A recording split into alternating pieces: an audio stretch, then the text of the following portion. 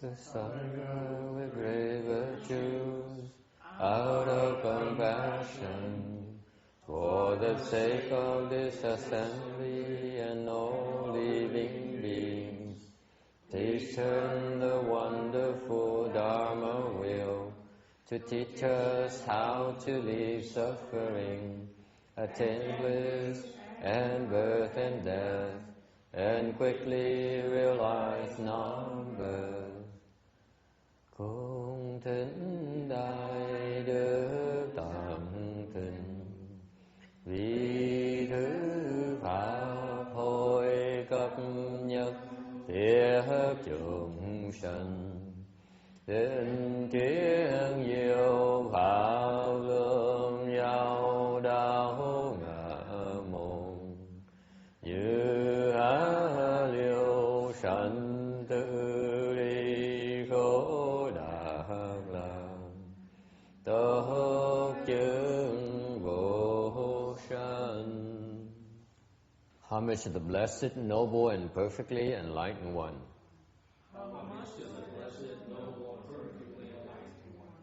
Nam mô Saranto Suche Doye Olahudi San Miao San Puto Sie. Nam mô Saranto Suche Doye Olahudi San Miao San Puto Sie. Nam mô Các Đắc Tha Toya Yara Arahade Tam Miao Tam Bồ Đà Tọa. Nam mô Các Đắc Tha Toya Yara Arahade Tam Miao Tam Bồ Đà Tọa. The unsurpassed, deep, profound, subtle, wonderful Dharma in 100,000 million aeons is difficult to encounter. Now that I've come to receive and hold it within my sight and hearing, I vow to fathom the thus come one's true and actual meaning. Wu shang sheng sheng wei miao fa, vai jie wan jie nan zao yu, wo jin jian wen de shou chi, yan jie ru lai zhen shi yi. Buddhas and Bodhisattvas, Earth Store Bodhisattva, Venerable Shenhua, Venerable Bhikshunis, all good known advisors, Amitabha. Chư Phật Bồ Tát, kính thưa Địa Tạng Bồ Tát, Hòa Thượng Tiến Hóa, quý sư cô và quý vị thiện tri thức, A Di Đà Phật. Chư Phật Bồ Sát, Địa Tạng Bồ Sát, sư phụ sang人,各位比丘尼，各位善知识，阿弥陀佛。We are at slide 764. Quickly reminder, the last time we talked on slide 763 about the 5 causes for good birth into wealth and honor. Tuần trước mình giảng về cái chuyện mà những cái nhân, làm sao trồng những cái nhân gì để sanh vào một cái dòng dõi tôn quý. Tấm 763. Quickly go through them. Universal giving, phổ biến cúng bố thí. Number 2, respect parents and teachers, cung kính phụ mẫu và sư trưởng. Number 3, worship the triple jewel, cung kính tam bảo. Number 4, patience, lack of anger, nhẫn nhục.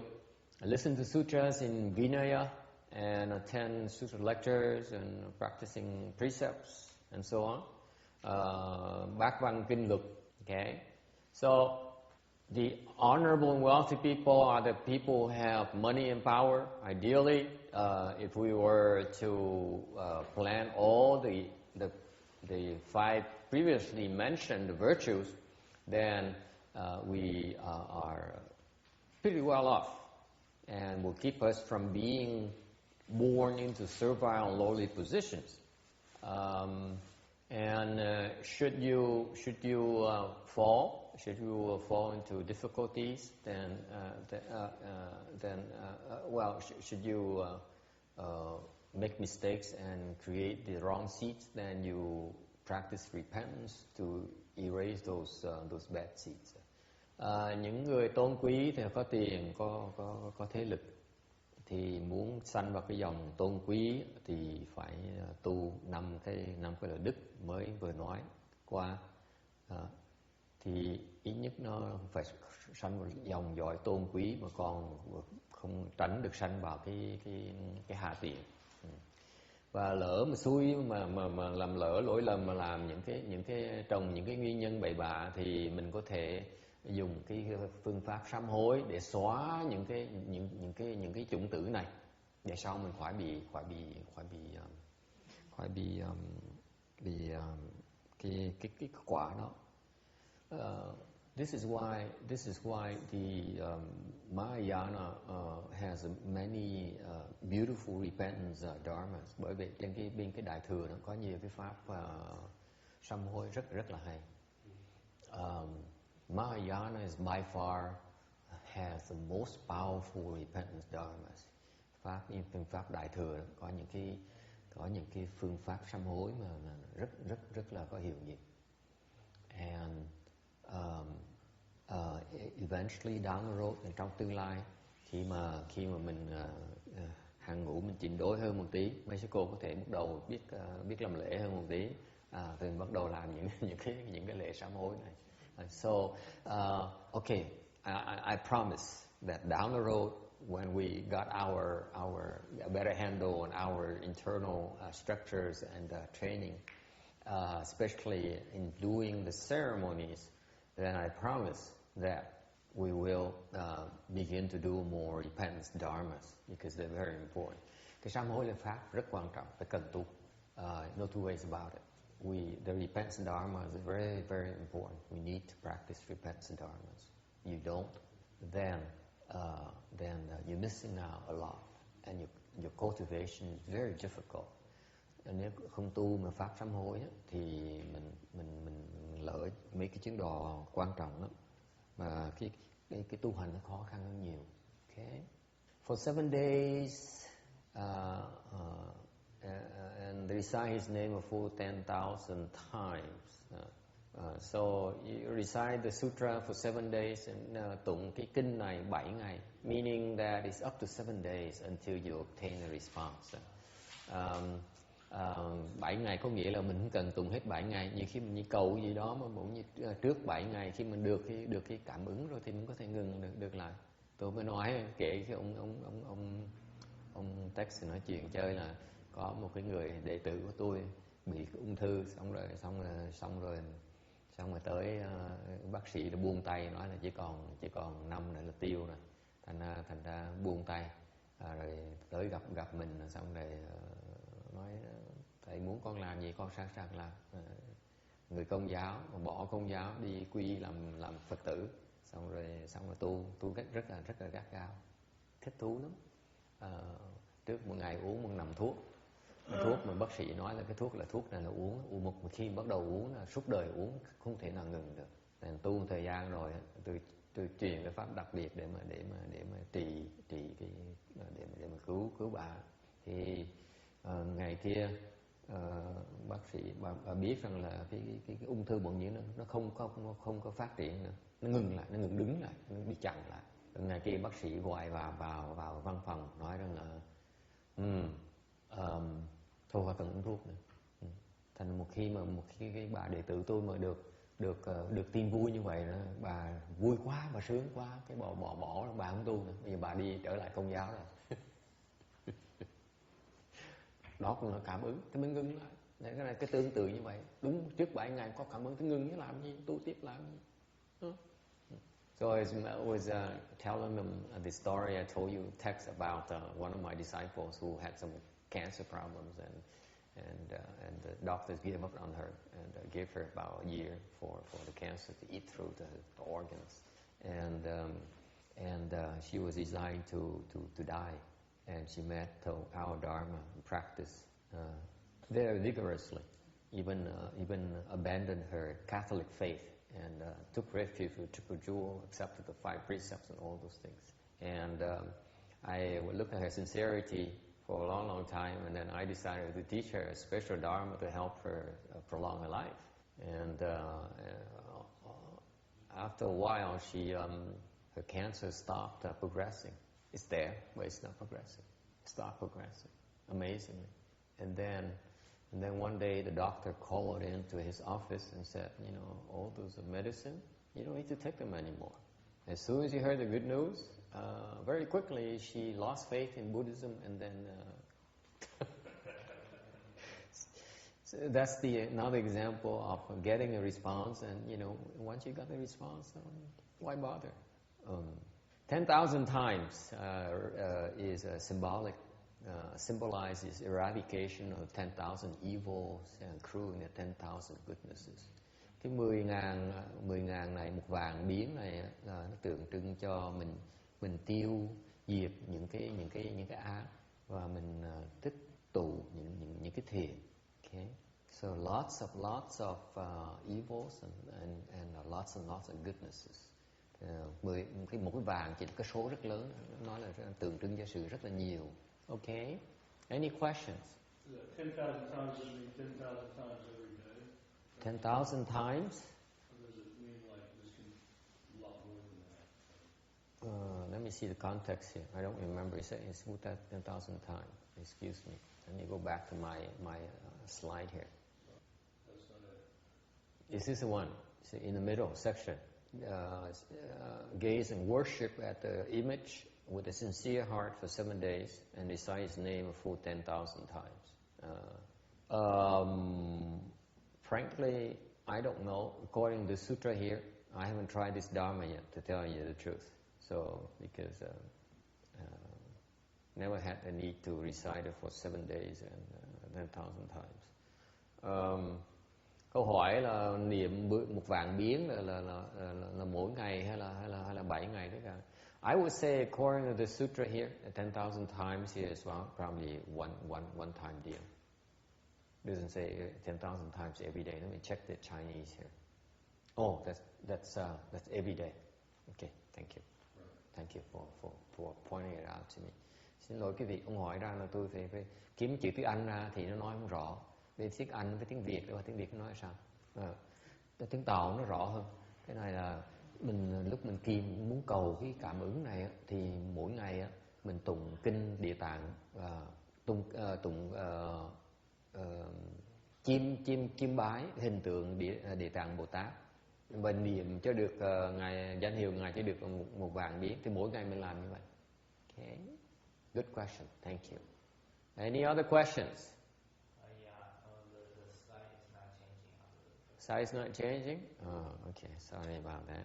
It seems to happen very frequently nowadays. Nhưng cái này nó hơi thông thường một tí. Is that back in good order? Yes, readjusting. Okay. I'm skipping one slide. So okay. I'm on 765. Tầm 765. Can you see it? Moreover, universally expansive. If in the future, in Jambudvipa, where there are Kshatriyas, Brahmins, elders, Upasakas, and others of various names and clans, who have newborn sons or daughters, they should recite this inconceivable sutra and recite the Bodhisattva's name a full 10,000 times within 7 days before the child's birth.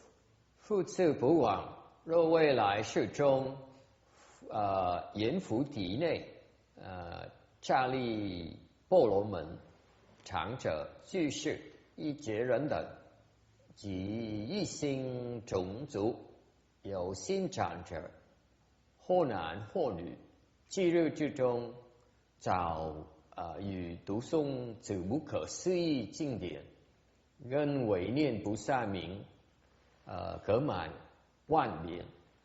边有边？边。Biên,万biên, thank you. Hơn nữa phổ quang trong thời vị lai, tại châu Diêm Phù sát đế lợi Bà La Môn trưởng giả cư sĩ, nhất thiết người đẳng thuộc giai cấp và sắc tộc khác nhau, có con mới sinh thì bất cứ nam hay nữ, trong 7 ngày hãy sớm đọc tụng cho chúng bản kinh không thể nghĩ bàn này, lại trì niệm danh hiệu của Bồ Tát đủ vạn biên. Okay. Those of you who know people or have people who have newborns, this is a dharma for them. Khi đẻ mới sinh con ra, nó có nhiều, quý vị phụ nữ đã biết là sinh con nó có nhiều cái phiền phức lắm, nuôi nó có nhiều cái phiền phức lắm. Thành ra đây cái pháp có thể giúp họ được. So the childbirth could be very difficult, especially the ladies probably know more about that. Unlike the other continents, our southern continent, cái châu phía nam của Diêm Phù này của mình ở đó, we have a relatively high birth rate. Cái phía này á, mình sinh sản nhiều hơn là mấy cái châu khác. And the births are usually quite painful for the mother. Và mỗi lần sinh sản như vậy, quý phụ nữ có nhiều cái đau đớn lắm. In many cases, there's some birth difficulties such as being born upside down, or they're difficult to bear because of breech birth. What's breech birth? Does anyone know? I looked it up and I forgot already. Có một trường hợp là nhiều khi sinh sản ra, sinh đẻ ra thì đứa con nít nó lúc nó đi ra nó ngược một tí, hoặc là khó mà cái sinh đản rất là đau đớn, tại vì breech birth. Anyone knows? Ai biết không? I forgot. What is it? Hả? You know. Is it because instead of going this vertical way, that the maybe just say and then. Oh, the wrong exit. Okay, breech birth. Okay, it sounds right.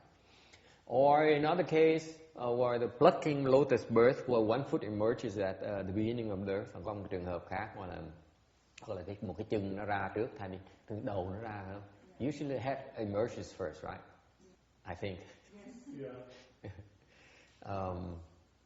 Or some cases the womb is pulled out along with the child. Nhiều khi cái tử cung bị kéo ra. So in general, the birth in our continent for ladies tend to be more difficult. Thành nói chung quy là cái sự sanh đẻ ở cái châu Nam Châu Diêm Phù này á, nó khó khăn cho quý phụ nữ hơn. I'm sorry, Master, but I think it's stuck again. It's stuck again? It's stuck at the Vietnamese 767. 767. Okay. So you missed this, the 768 even. Okay. Sorry about that. We on 768? Yeah. Note vision. Sort of blank screen. 769. 69. So we do have this Earth Store Bodhisattva Dharma to help with the difficult birth. Cái ngài Địa Tạng có một cái pháp Địa Tạng này để giúp quý vị về cái chuyện sanh sẽ nó khó khăn. The elders, mấy cái trưởng giả thì chỉ có tiền với có phước thôi, chứ không cần phải cái loại dòng quý tộc. The elders need to have wealth and blessings. Don't have to be in a noble case of the Kshatriya and the Brahmins. And so if you recite the sutra, nếu mình tụng cái kinh này 7 ngày trước khi sinh, 7 days before the birth, and the Bodhisattva is named 10,000 times, và trong 7 ngày đó mình tụng một ngàn lần cái danh hiệu của ngài Địa Tạng Bồ Tát. It will eradicate the disastrous retributions for the people involved. Nó có thể xóa được những cái tai nạn mà có thể xảy ra cho người từ kiếp trước của những người của bà mẹ hoặc người con. And therefore, the baby will be easily brought up and have a long life. Và nhất là người trẻ đó, người em bé nó sinh ra nó sẽ được nuôi dưỡng dễ dàng hơn và có một cuộc sống dài, sống thọ. So, in other words, the lifespan here can be affected. Even though there's some predetermined karmas, retribution to the mother and the baby. However, the Earth Store Bodhisattva can alter all that. Mặc dù nhiều khi có những cái quả mà người mẹ hoặc người con phải nhận đó với cái sự sinh đẻ đó, thì với cái pháp Địa Tạng của ngài Địa Tạng Bồ Tát thì những cái đó nó có thể được miễn cải. Okay. In general, to provide assistance to the birth process, nói một cách tổng quát, để coi trường hợp mà bị đang có sinh đẻ đó, thì if you do good on their behalf, the lifespan will increase, and if you do the evil, it will certainly diminish. Thành ra nếu như mình giúp họ, mới thì giúp đỡ họ, mình làm tạo phước cho họ, làm chuyện tốt cho họ, thì họ giúp đỡ cho họ kéo dài mạng sống. Ngược lại mình làm xấu thì mình sẽ một mạng mình sẽ vỡ.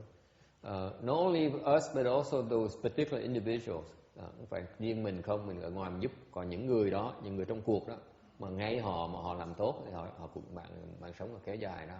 Còn họ làm điều ác thì họ sẽ chết yểu. So even the people, the individual involved, such as the mother and the baby, they also have total control over your destiny as well. I mean, a lot of control over their destiny. If they do good, to practice good, then they have the life is prolonged. If they do evil, then the life will be shortened. So it's really up to all of us. Ai thắc mắc gì không? Any questions? Isn't it wonderful that you simply do take advantage of the Earth Store Bodhisattva Dharma to help someone? It's amazing how simple it is, and yet people don't take advantage of it. Kinh này nó đặc biệt là tại vì nó cho mình một cái phương pháp để giúp những người mà gặp nạn như lúc sanh đẻ như vậy nữa. Mà cái đáng tiếc nhất là ít người biết cái pháp này, thành người ta không ai lợi dụng đó. I know, for example, my mother, when she gave birth to all 8 of us, she never took advantage of any of these things.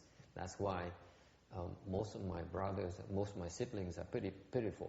Just kidding. I'm the pitiful one, according under their eyes. Giống như sư cô Hằng Lượng, lúc mà cô đẻ ra con cái của tôi chắc chắn là cô không có xài cái pháp bài Địa Tạng Bồ Tát nữa đâu, Địa Tạng nữa đâu. Thành ra đẻ 8 người con mà người nào cũng không ra vậy. Tôi đùa thôi, 7 người kia nhìn tôi nói tôi không ra vậy, chứ còn họ là đều thành người hết rồi. Okay, 770, is it changing? No. Okay, now we really have a problem. So these wireless things is their quirks. So, can you see it? 770? Is adjusting. Okay, we see it and see if it doesn't work. We will turn it off for a while. 770. There is a thing. When the Buddha accomplished the way, the great Brahma heaven king, God king came to pay respects. And then he said there are 15 yaksha and rakshasa ghost kings who really enjoy eating the human fetus and people's babies. Khi mà Đức Thế Tôn mà thành đạo thì có Đại Phạn Thiên Vương tới đảnh lễ. Ngài mới nói rằng, ông mới nói rằng là có 15 cái la sát với quỷ già xoa, vua la sát với vua quỷ già xoa. Họ rất thích ăn mấy cái hài nhi, mấy cái bào thai, làm cho người ta không được nối dòng dõi. Especially when men and women who engage in sexual intercourse, they will come around. These ghosts will come around and use their spiritual powers to rend them, to make them confused and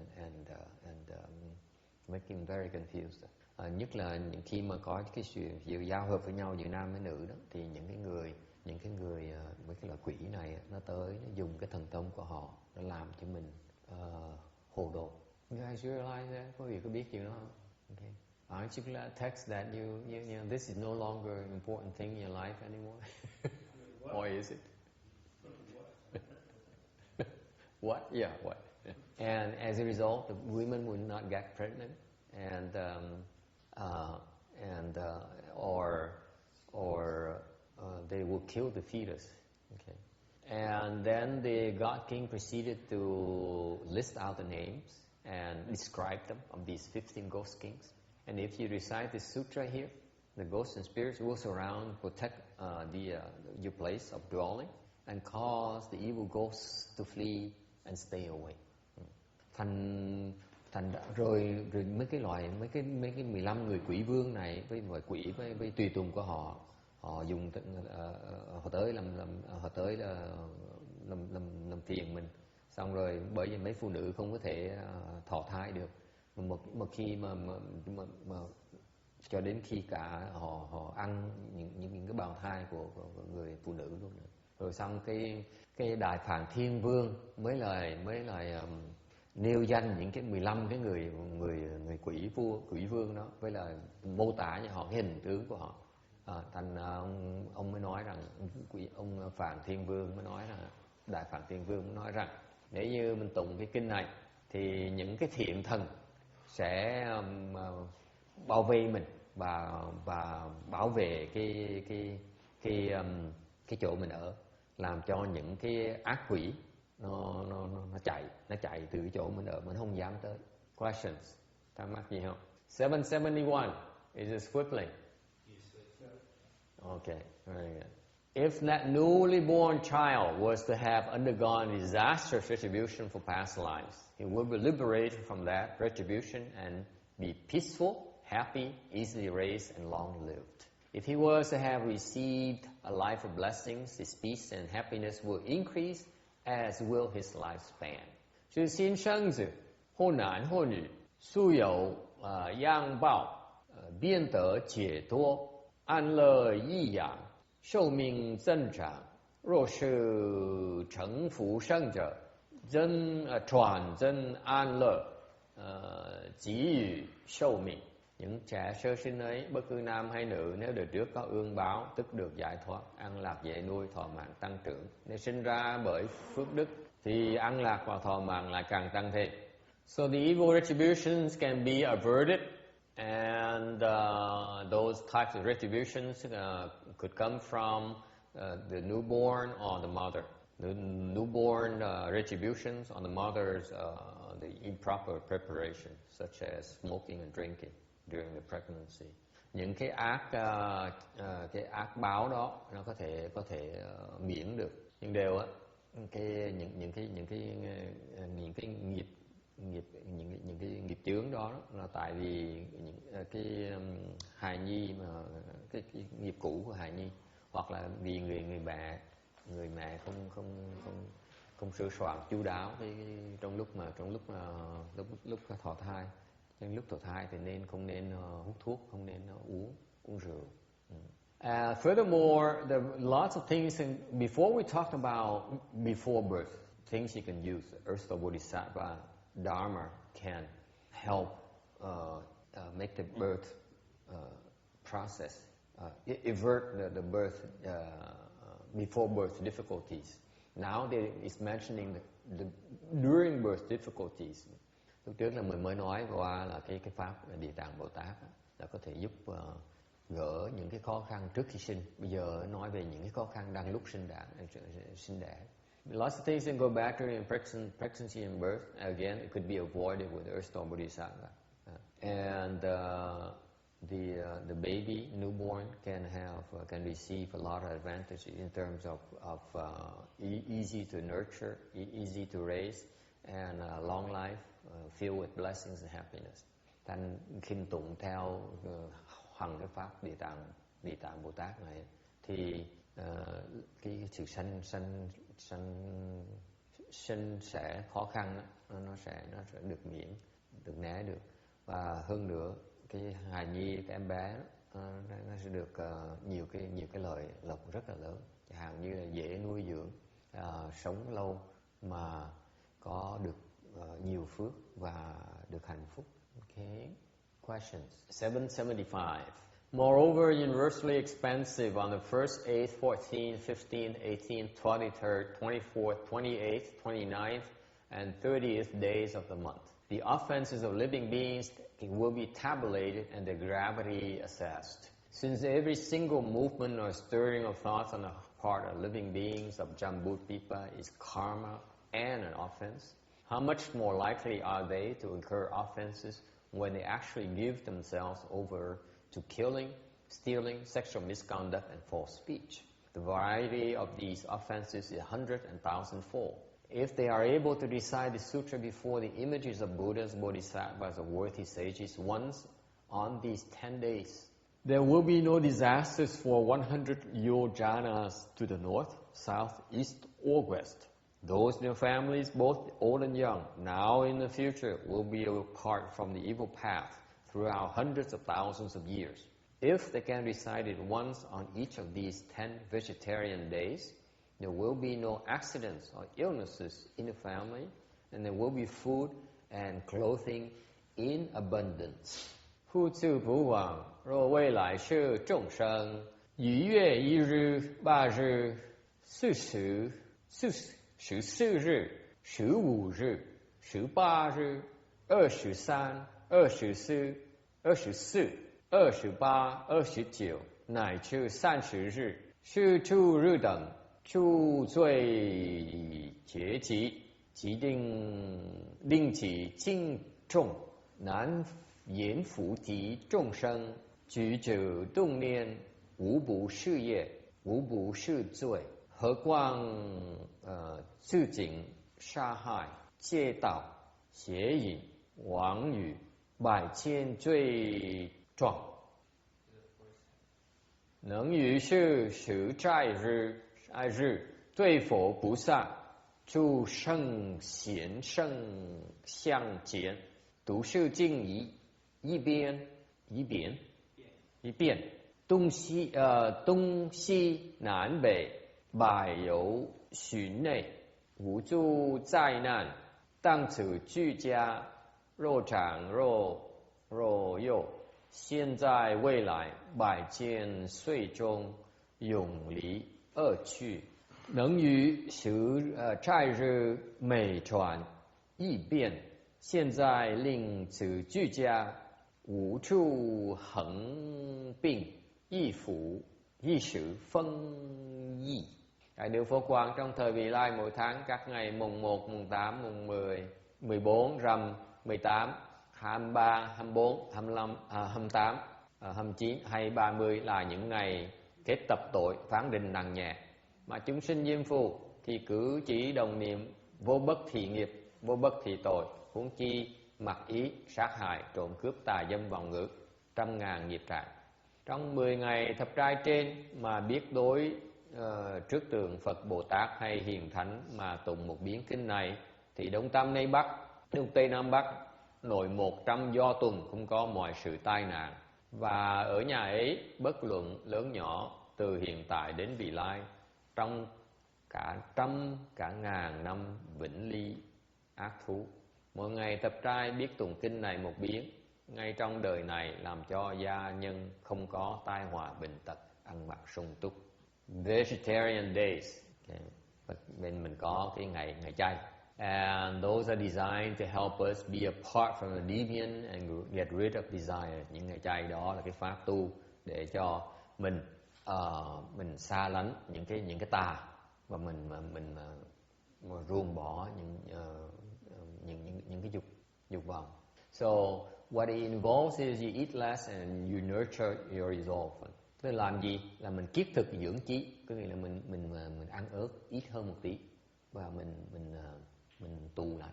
Okay, and that helps us maintain a pure body and mind just like the Buddhas. Làm cho mình giữ được cái thân với tâm thanh tịnh giống như của Phật vậy đó. Okay, and this is, by the way, this is a very important aspect of this Dharma here. Cái chỗ này nó quan trọng, phải muốn quý vị chú ý một tí. If you want to live longer, eat a little bit less. That's what the scientists are discovering. Cái này quý vị phải nhớ rằng nếu muốn sống lâu hơn một tí, ăn ít hơn một tí. Mấy khoa học gia mới bắt đầu khám phá cái này thôi. Người ta mấy khoa học gia ta nghiên cứu, ta cho hai con khỉ thì phải. Một con khỉ thì ăn thừa, còn con khỉ bắt ăn bớt khoảng chừng 20%. thì nó ốm, mặt nó hốt. Cái xong một thời gian họ khám phá ra con khỉ mà ăn thường á, nó chết sớm ở bên kia nó không có vui gì hết á, nó khổ sở lắm, nhưng để nó sống lâu dễ sợ. Thành mình không biết là có sống lâu có đáng sống lâu là không như đâu. I think Randy probably knows about these things. He collects these scientific anecdotes. Because remember, the scientists made a study of the monkeys where they fed two monkeys, put a regular monkey on a regular diet and one on a real like 20% less diet or 25% less diet. And they found out that after a while that the regular diet monkey died and it's more diseased, whereas the one on a diet lived longer. When I looked at that report and looked at the monkey's face, the thin monkey's face, I don't think he's that happy though. So I'm not sure living, is worth it to. I used to have a professor. He said, if you want to live a long time, every day do something you don't like to do. Even if it's not long, it's going to seem like a long time in your life. Very good. Ông chỉ chuyện khôi hài. Ông nói là hồi trước ông có cái người giáo sư, ông nói với ông này, nếu ông mà muốn sống lâu á, thì trong một ngày ông làm một chuyện mà ông thích, ông ghét, cực kỳ ghét. Tại sao đúng không? Tới ngày đó mình thấy nó dài vòng thì mình sống lâu hơn. Really folks, you have to watch your diet. Phải chú trọng cái ăn uống của mình. Okay, because you have to realize that the more you eat, the more you feeding your body with diseases. Sự thật là vậy đó. Mình ăn mà nhiều quá đó thì cái cơ thể mình nó tiêu hóa nó khó khăn, mà mình ăn đồ ăn vào nó toàn bộ hại cho cơ thể mình không. Okay, this is why we need to go to the toilet so often. Vì vậy mình phải đi cái phòng tắm đều như vậy đó. Cơ thể mà nó đẩy nó ra, nó không cần thiết cái đó. So we tend to load up our body up with things that it does not need, so it has to shed it. Okay? Thành ra nó không cần, nó phải đẩy nó tống ra. Chẳng như quý vị mà hồi trước mà có mấy cái Phật thất, cái thiền thất đó, lúc mấy thất đó, bộ như tự động mình ăn ít lại, mà cơ thể mình không cần tiêu hóa, không cần đi phòng tắm nhiều nữa, là chuyện rất tự nhiên, mà đâu có gì tai hại đâu. So, for example, just a small advertisement about the Phổ Chi and the Chan Chi is that during those things, people tend to eat less and they don't need to go to the restroom as often, and they seem to be normal, except for the leg pains. Chỉ ngoại trừ cái chân nó hơi đau đi thôi, chứ còn chuyện nào nó cũng tốt. Okay, tại sao như vậy? Cái pháp ăn chay này là cái pháp mà nó nhẹ nhàng.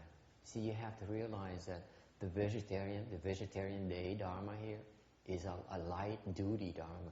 It's the beginning of it points out to you that you really don't need that much, really, to nurture your body.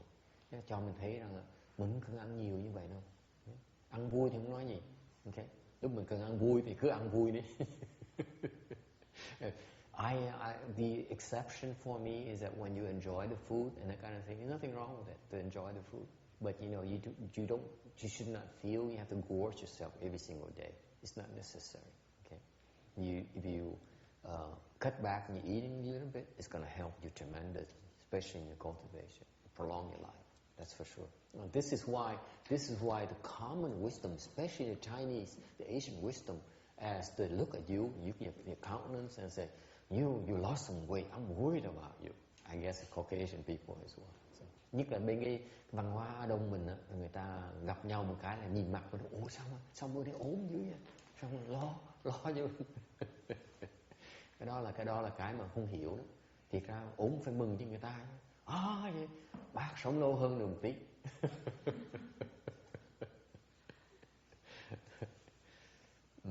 Okay.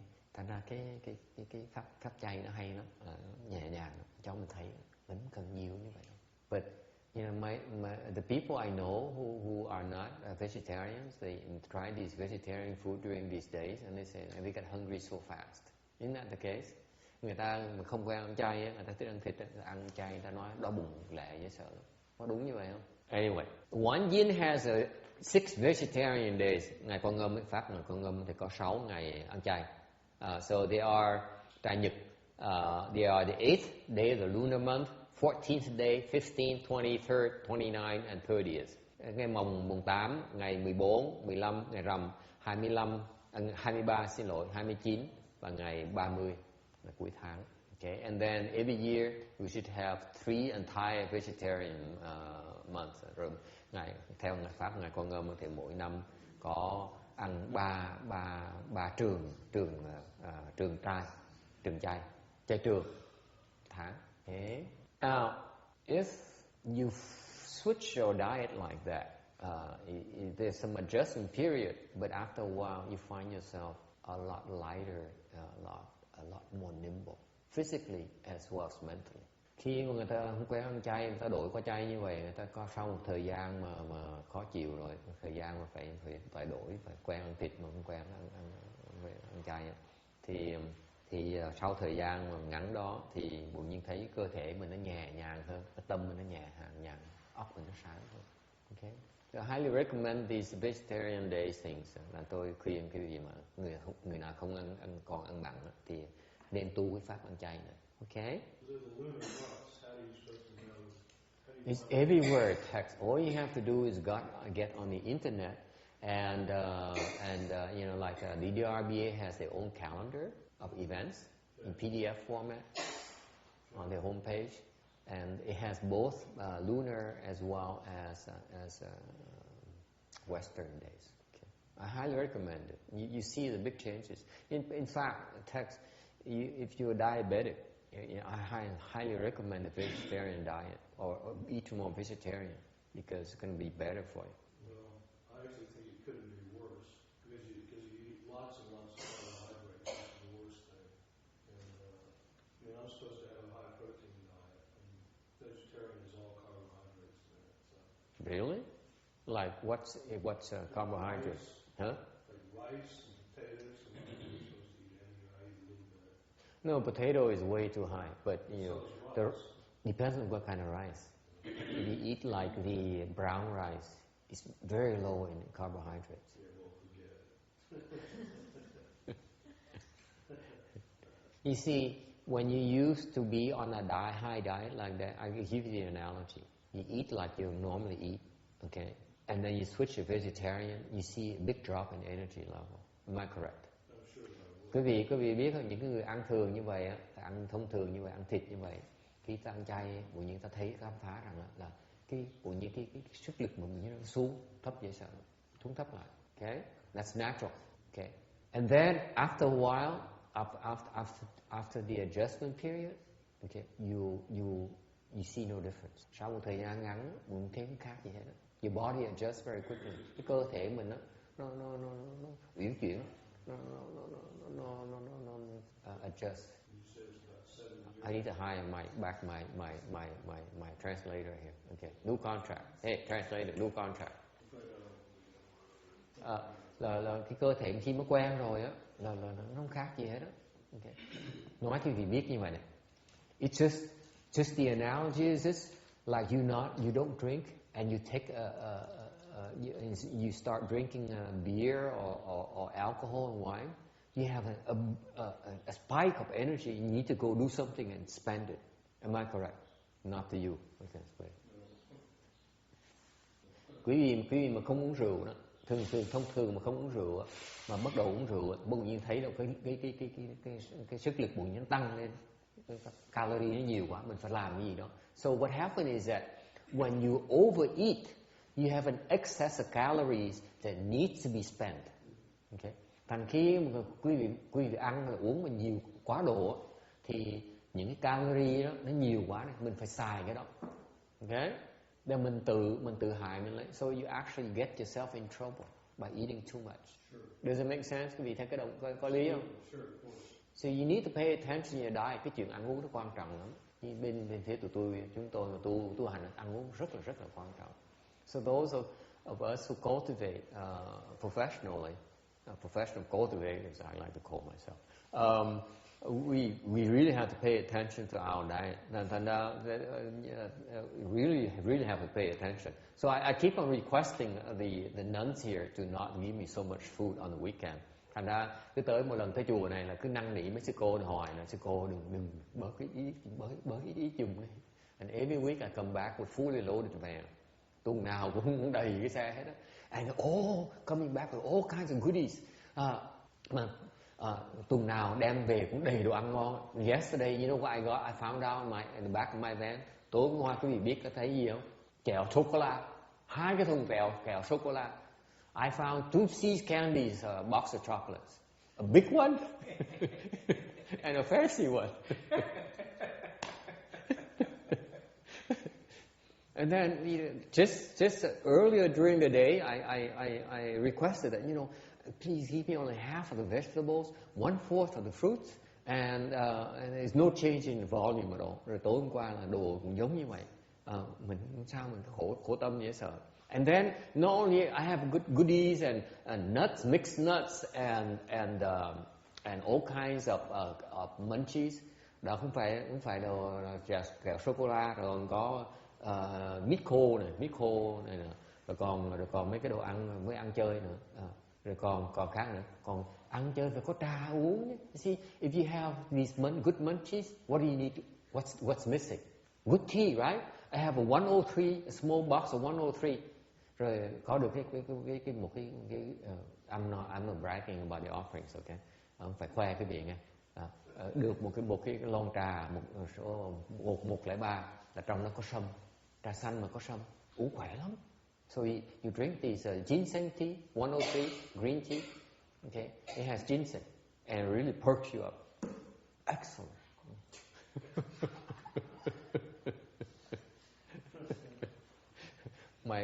My late father gave me 10 years ago a 103 a can of 103 tea. Thầy Ân Hiển cách đây 10 năm thầy cho tôi tới thăm thầy ở đằng chùa Vạn Hạnh, thầy cho tôi một cái lon trà 103. Okay, it's still about 3/4 full after 10 years. Sau 10 năm rồi khoảng còn mới xài một phần tư nữa thôi. So last night I got another can of 103. Ngày hôm qua được một cái lon trà khác nữa. Quý vậy sao? Okay, so really folks, you have to watch your diet. Nói thiệt là nghe, quý vị phải cẩn thận cái chuyện ăn uống. Okay. On the 10 dates mentioned in the sutra, then the various ghosts and spirits go and spy on you and compile your records of good and evil deeds. And they bring it back and they record it, and it is there forever until you go and meet with King Yama. Quý vị có biết không? Mấy cái ngày chay này nó rất quan trọng. Tại sao? Mấy cái ngày này là mấy cái ngày mấy tụi quỷ thần á, thì phải đi khắp tất cả hết rồi. Rồi họ thanh tra, họ xét, họ lấy hồ sơ quý vị. Họ nói mấy cái trong mấy ngày đó họ ghi lại quý vị làm tốt hoặc làm xấu mấy ngày đó. So they record on these specific days, folks. This is why the lunar days dharma is still available, because we Asians know better. See, you Westerners don't have these insights. Cái bên tụi mà Tây phương nó dở lắm, họ không biết cái pháp mấy ngày rằm này, mấy ngày ta này chứ. Mình người Á Đông mình biết mấy cái pháp này không? Biết mấy ngày ta này là mình bị ghi sổ. Thành mấy ngày này mình giả bộ, mấy ngày này mình làm bộ làm lành. So we Asians on these days we pretend to be good. So we get, see, it's no joking matter, because eventually these are the things that King Yama uses to determine where we're going to go next. Đừng tưởng chuyện khô hài nha. Cái này những cái hồ sơ này là trong những ngày này là cái ông Diêm Vương đó, ông dùng những cái hồ sơ đó để ông xét ông gửi mình đi chỗ nào đó. Thì mấy ngày này quan trọng lắm. So these days are very important. Okay? Yeah, right. Well, don't you think you should just try to do your best every day? Instead of worrying all the time about what day it is, just try to be good. Just try to be good every day. Things will work out. I find it hard to believe. You know, when I drive on the freeway, when I see a cop's car, suddenly I look at my speedometer. If I don't see a cop's car, I don't care. So don't tell me that you try to be good every day. I'm not good when I drive every day. Okay? And it's probably worse for you since you have a much longer distance to come to the temple. Ông nói là đừng nói thực tế mà nói là tôi sống mỗi ngày, tôi sống cho đàng hoàng chứ tôi đâu có cần phải đợi như quý vị người Á Đông phải cần đợi mấy ngày chay trường này mới là đàng hoàng. Tôi mỗi ngày tôi đàng hoàng. Tôi nói ông nói trên trời ý đất của tôi không, nói chuyện quá phải không. Tôi nói thiệt với ông, tôi lái xe là mỗi lần mà tôi lái xe như vậy, chừng nào tôi liếc thấy xe cảnh sát tôi mới nhìn được cái gọi là cái mình nó chạy lẹ chạy chậm thôi, chứ còn không bao giờ tôi nhìn cái đó hết đó. Thành ra đừng nói chuyện lý thuyết với tôi. Okay, 779. Are we still jumping? Okay. And you take it further. When I was in the CTTB as a Shami, they adhere to these Manjushri, good and evil days. Hồi mà tôi ở làm sa di ở chùa Vạn Phật á, là mấy thầy á, dạy tôi là phải qua chừng mấy cái ngày này họ chọn lúc mấy cái chuyện họ làm mỗi ngày họ theo cái lịch của ngài Văn Thù Sư Lợi để làm. So for example, the first day of lunar year is suitable for good karma such as giving because then everything is auspicious. Chẳng hạn như cái ngày mùng 1 á là rất làm chuyện tốt rất tốt là rất thuận tiện.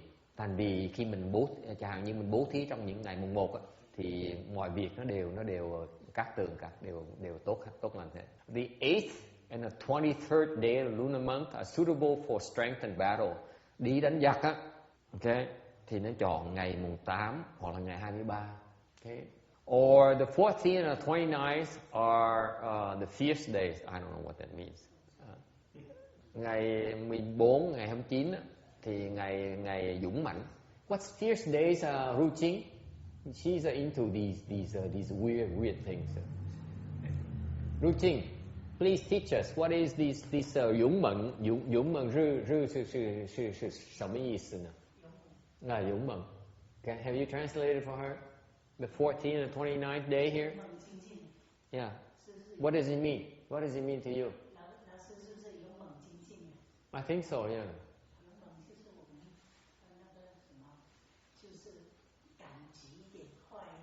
So, but tell me, routine. What do you do on the fierce days? What does it mean? Do I go and beat up on someone, or what do I do? Okay, never mind. Okay, we have to ask the Chinese. Okay. 24th is inauspicious. Do not do anything. Do not invest in the stock market. Ngày 24 á, là ngày rất là xui xẻo, đừng có làm gì hết, nhất là không có mua bán với là đầu tư gì hết. The 28th is when you cannot fail. Ngày 28, ngày làm cái gì cũng thành công hết, không có ai đá bại mình được. The 15th and the 30th are the most auspicious days of the month. Ngày 15 với ngày 30 là ngày mà tốt nhất, hay nhất trong tháng. And you know the funny thing, don't, this is not superstition, come on. I mean, this is not superstition. Let me assure you, cái chuyện này không phải chuyện dị đoan nha. Tại vì I know my Vietnamese master, thầy Tiên Hóa, ngài Mạng Giác á, khi mà ngài cho tôi làm thọ cụ túc giới á, when he decided to allow me to become a fully ordained monk, he consulted these calendars. Everything he does, he consults these calendars. Thầy Mạng Giác, mỗi là một cái chuyện quan trọng thầy coi cái này hết. Okay. So it's funny that he picked July, the 15th day of the 7th month to fully ordain me. Thành ra cái ngày tháng 7, ngày rằm, ngày 15 rằm tháng 7 của âm lịch đó, là ngày ông cho tôi thọ tỳ kheo giới. Okay. So far I don't have much luck in terms of everything I do. Để cái khổ là trước giờ không thấy không được cái hên gì hết đó. Mình muốn trúng số hoài, mà trúng số ăn được. Cái ngày hôm qua nói chuyện mấy sư cô, ăn trưa nói chuyện mấy sư cô đó, mình cứ muốn trúng cái số để xây cái chùa cho lớn. Mình có thể có nhiều người tới ở hơn. So like yesterday at lunch, I was complaining to the nuns that I said, you know, I'm not a very lucky person. I think I could win a lottery. I'm hoping to get a lottery, win a super lotto, and have enough money to build a huge temple, so that I can train a lot of people. But so far I could not win anything. You know what the nun said? Cô biết sư cô nói gì không? Có cô nói gì không? Thầy có mua vé không?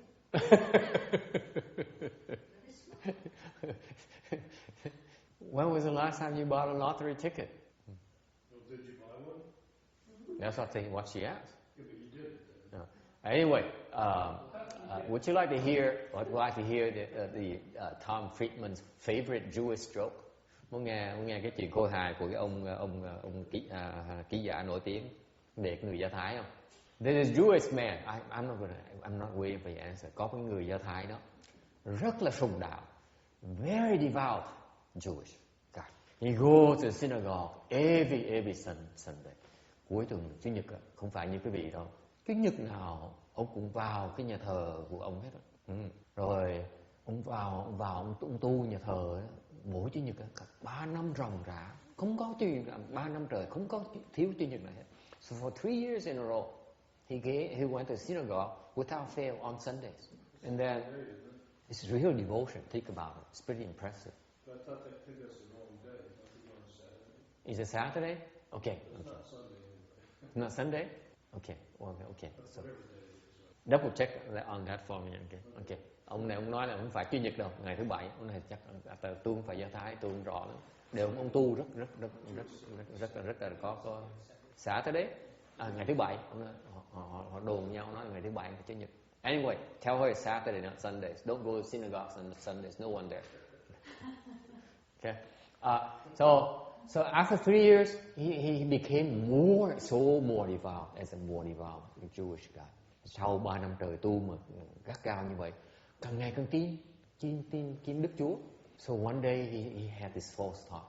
He said, wouldn't be nice for me because of my devotion that I come to money because I'm not doing well. Ông ngày kia ông có vọng tưởng phát lên, nói là mình hoàn toàn đặt tin tưởng vào và đứng thiêng liêng. Mình hoàn toàn mình có cái sự thành nhiệt như vậy thì đến lúc mà mình phải hưởng một tí, tại mình không được giàu có, thành ra phải chi mình trúng số cái độc đắc được không? So he said, maybe it wouldn't be bad for me to win a lottery for a change. So and then he quickly abandoned the thought. Vọng tưởng xong quên. But the thought keep on coming back. Như cái khổ, cái vọng tưởng một cái lâu nó trở lại. Lâu thỉnh thoảng nghĩ là chuyện phải chi mình trúng số độc đắc, đỡ khổ quá trời. Can come back? I'm a good Jewish person, so it's fitting that I win a super lotto for a change. Okay. How come that all these only poor people get to win a super lotto, not me, a good Jewish guy? Ông nói tại sao phải nghèo mới là trúng số độc đắc được? Phải người có thành tâm là trúng mới có lý chứ. Tại cái xứ này quý vị biết không? Mấy người nghèo bần cùng như tôi mới là sống mới mà trúng số độc đắc thôi, chứ còn mấy người mà đàng hoàng không ai trúng số độc đắc hết. So the thought keep on coming back more frequently, more often. Now he started could think of I want to win super lottery. Thành ra càng ngày ông càng vọng tưởng, càng ngày ông càng nghĩ về cái chuyện đó. Thành ra ông cứ bây giờ ông cứ ngồi xuống một cái là ông ao ước phải chi mình trúng số độc đắc, and then but he could not, but nothing happened. Không có chuyện gì xảy ra hết. Ngày kia ông nghẹn ngào, ông chịu không nổi, ông khóc, ông gào thét. So one day he could not take it anymore. He broke down and he screamed, raised his arm to the air and said, "Oh God, why not me?" Đấng Thượng Đế, tại sao con được, không phải là con được trúng số nữa. Mất khóc khổ sở dễ sợ. Okay. Bỗng nhiên trong không trung nghe một tiếng âm thanh nói ra. Suddenly a voice is heard in the air. It says, "Son, này con, give me a chance. Tin tôi một tí mà, đi mua cái vé số đi. Go and get a lottery ticket." Anyway, not funny.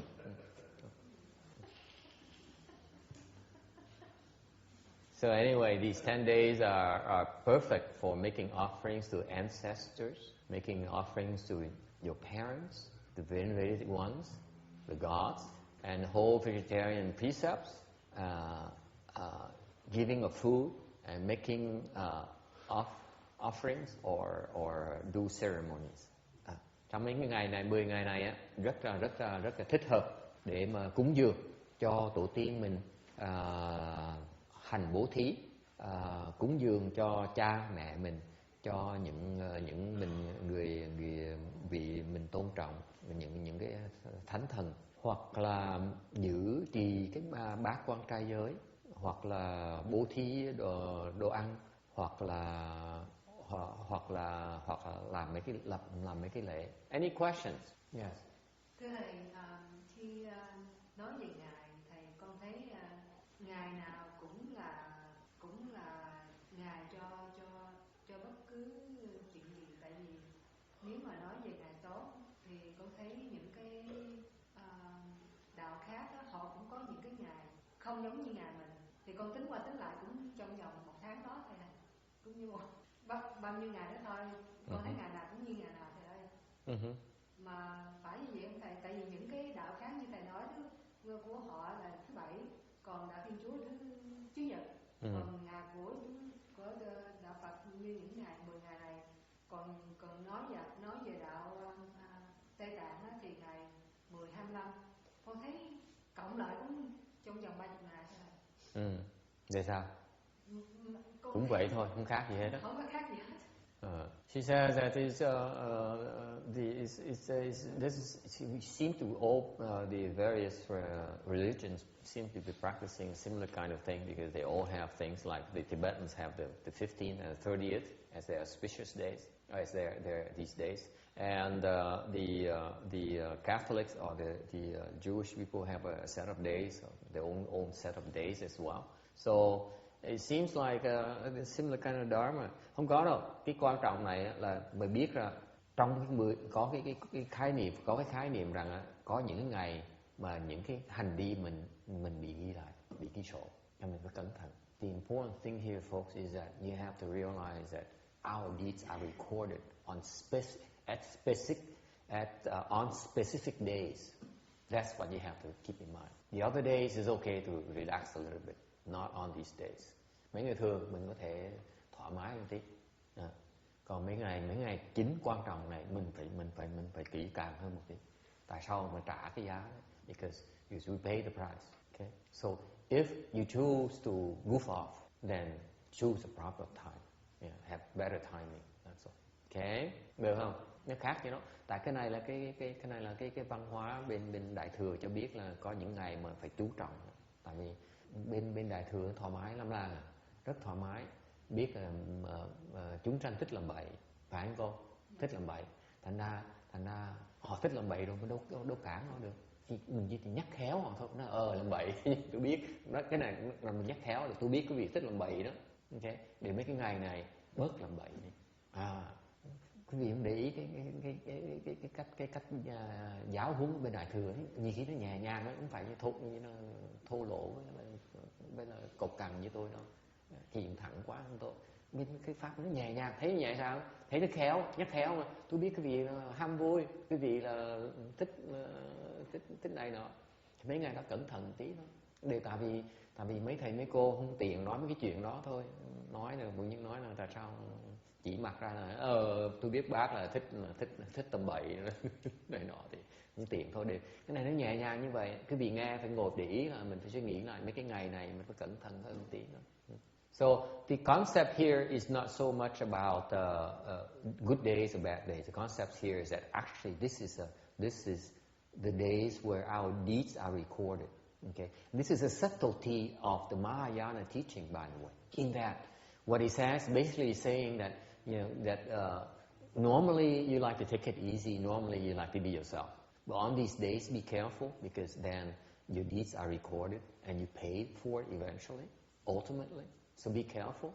So in other words, it's a gentle way of saying that, yeah, it's okay to goof off, but on these days, pay attention. Okay, you don't have to be as blunt as I am. I don't have to say. You don't have to say you are goof off, you goofball, and you're up to no good. I know, so you better change. So this is very subtle dharma when you think about it. I appreciate this dharma for that reason. Thích cái pháp ăn chay vậy đó, nó khéo léo, nó nhẹ nhàng lắm. Tại khi mình ăn chay, người mình đổi. Because if you change your diet to vegetarian diet, your conduct changes. And by the way, it's not always full of loaded with carbohydrates.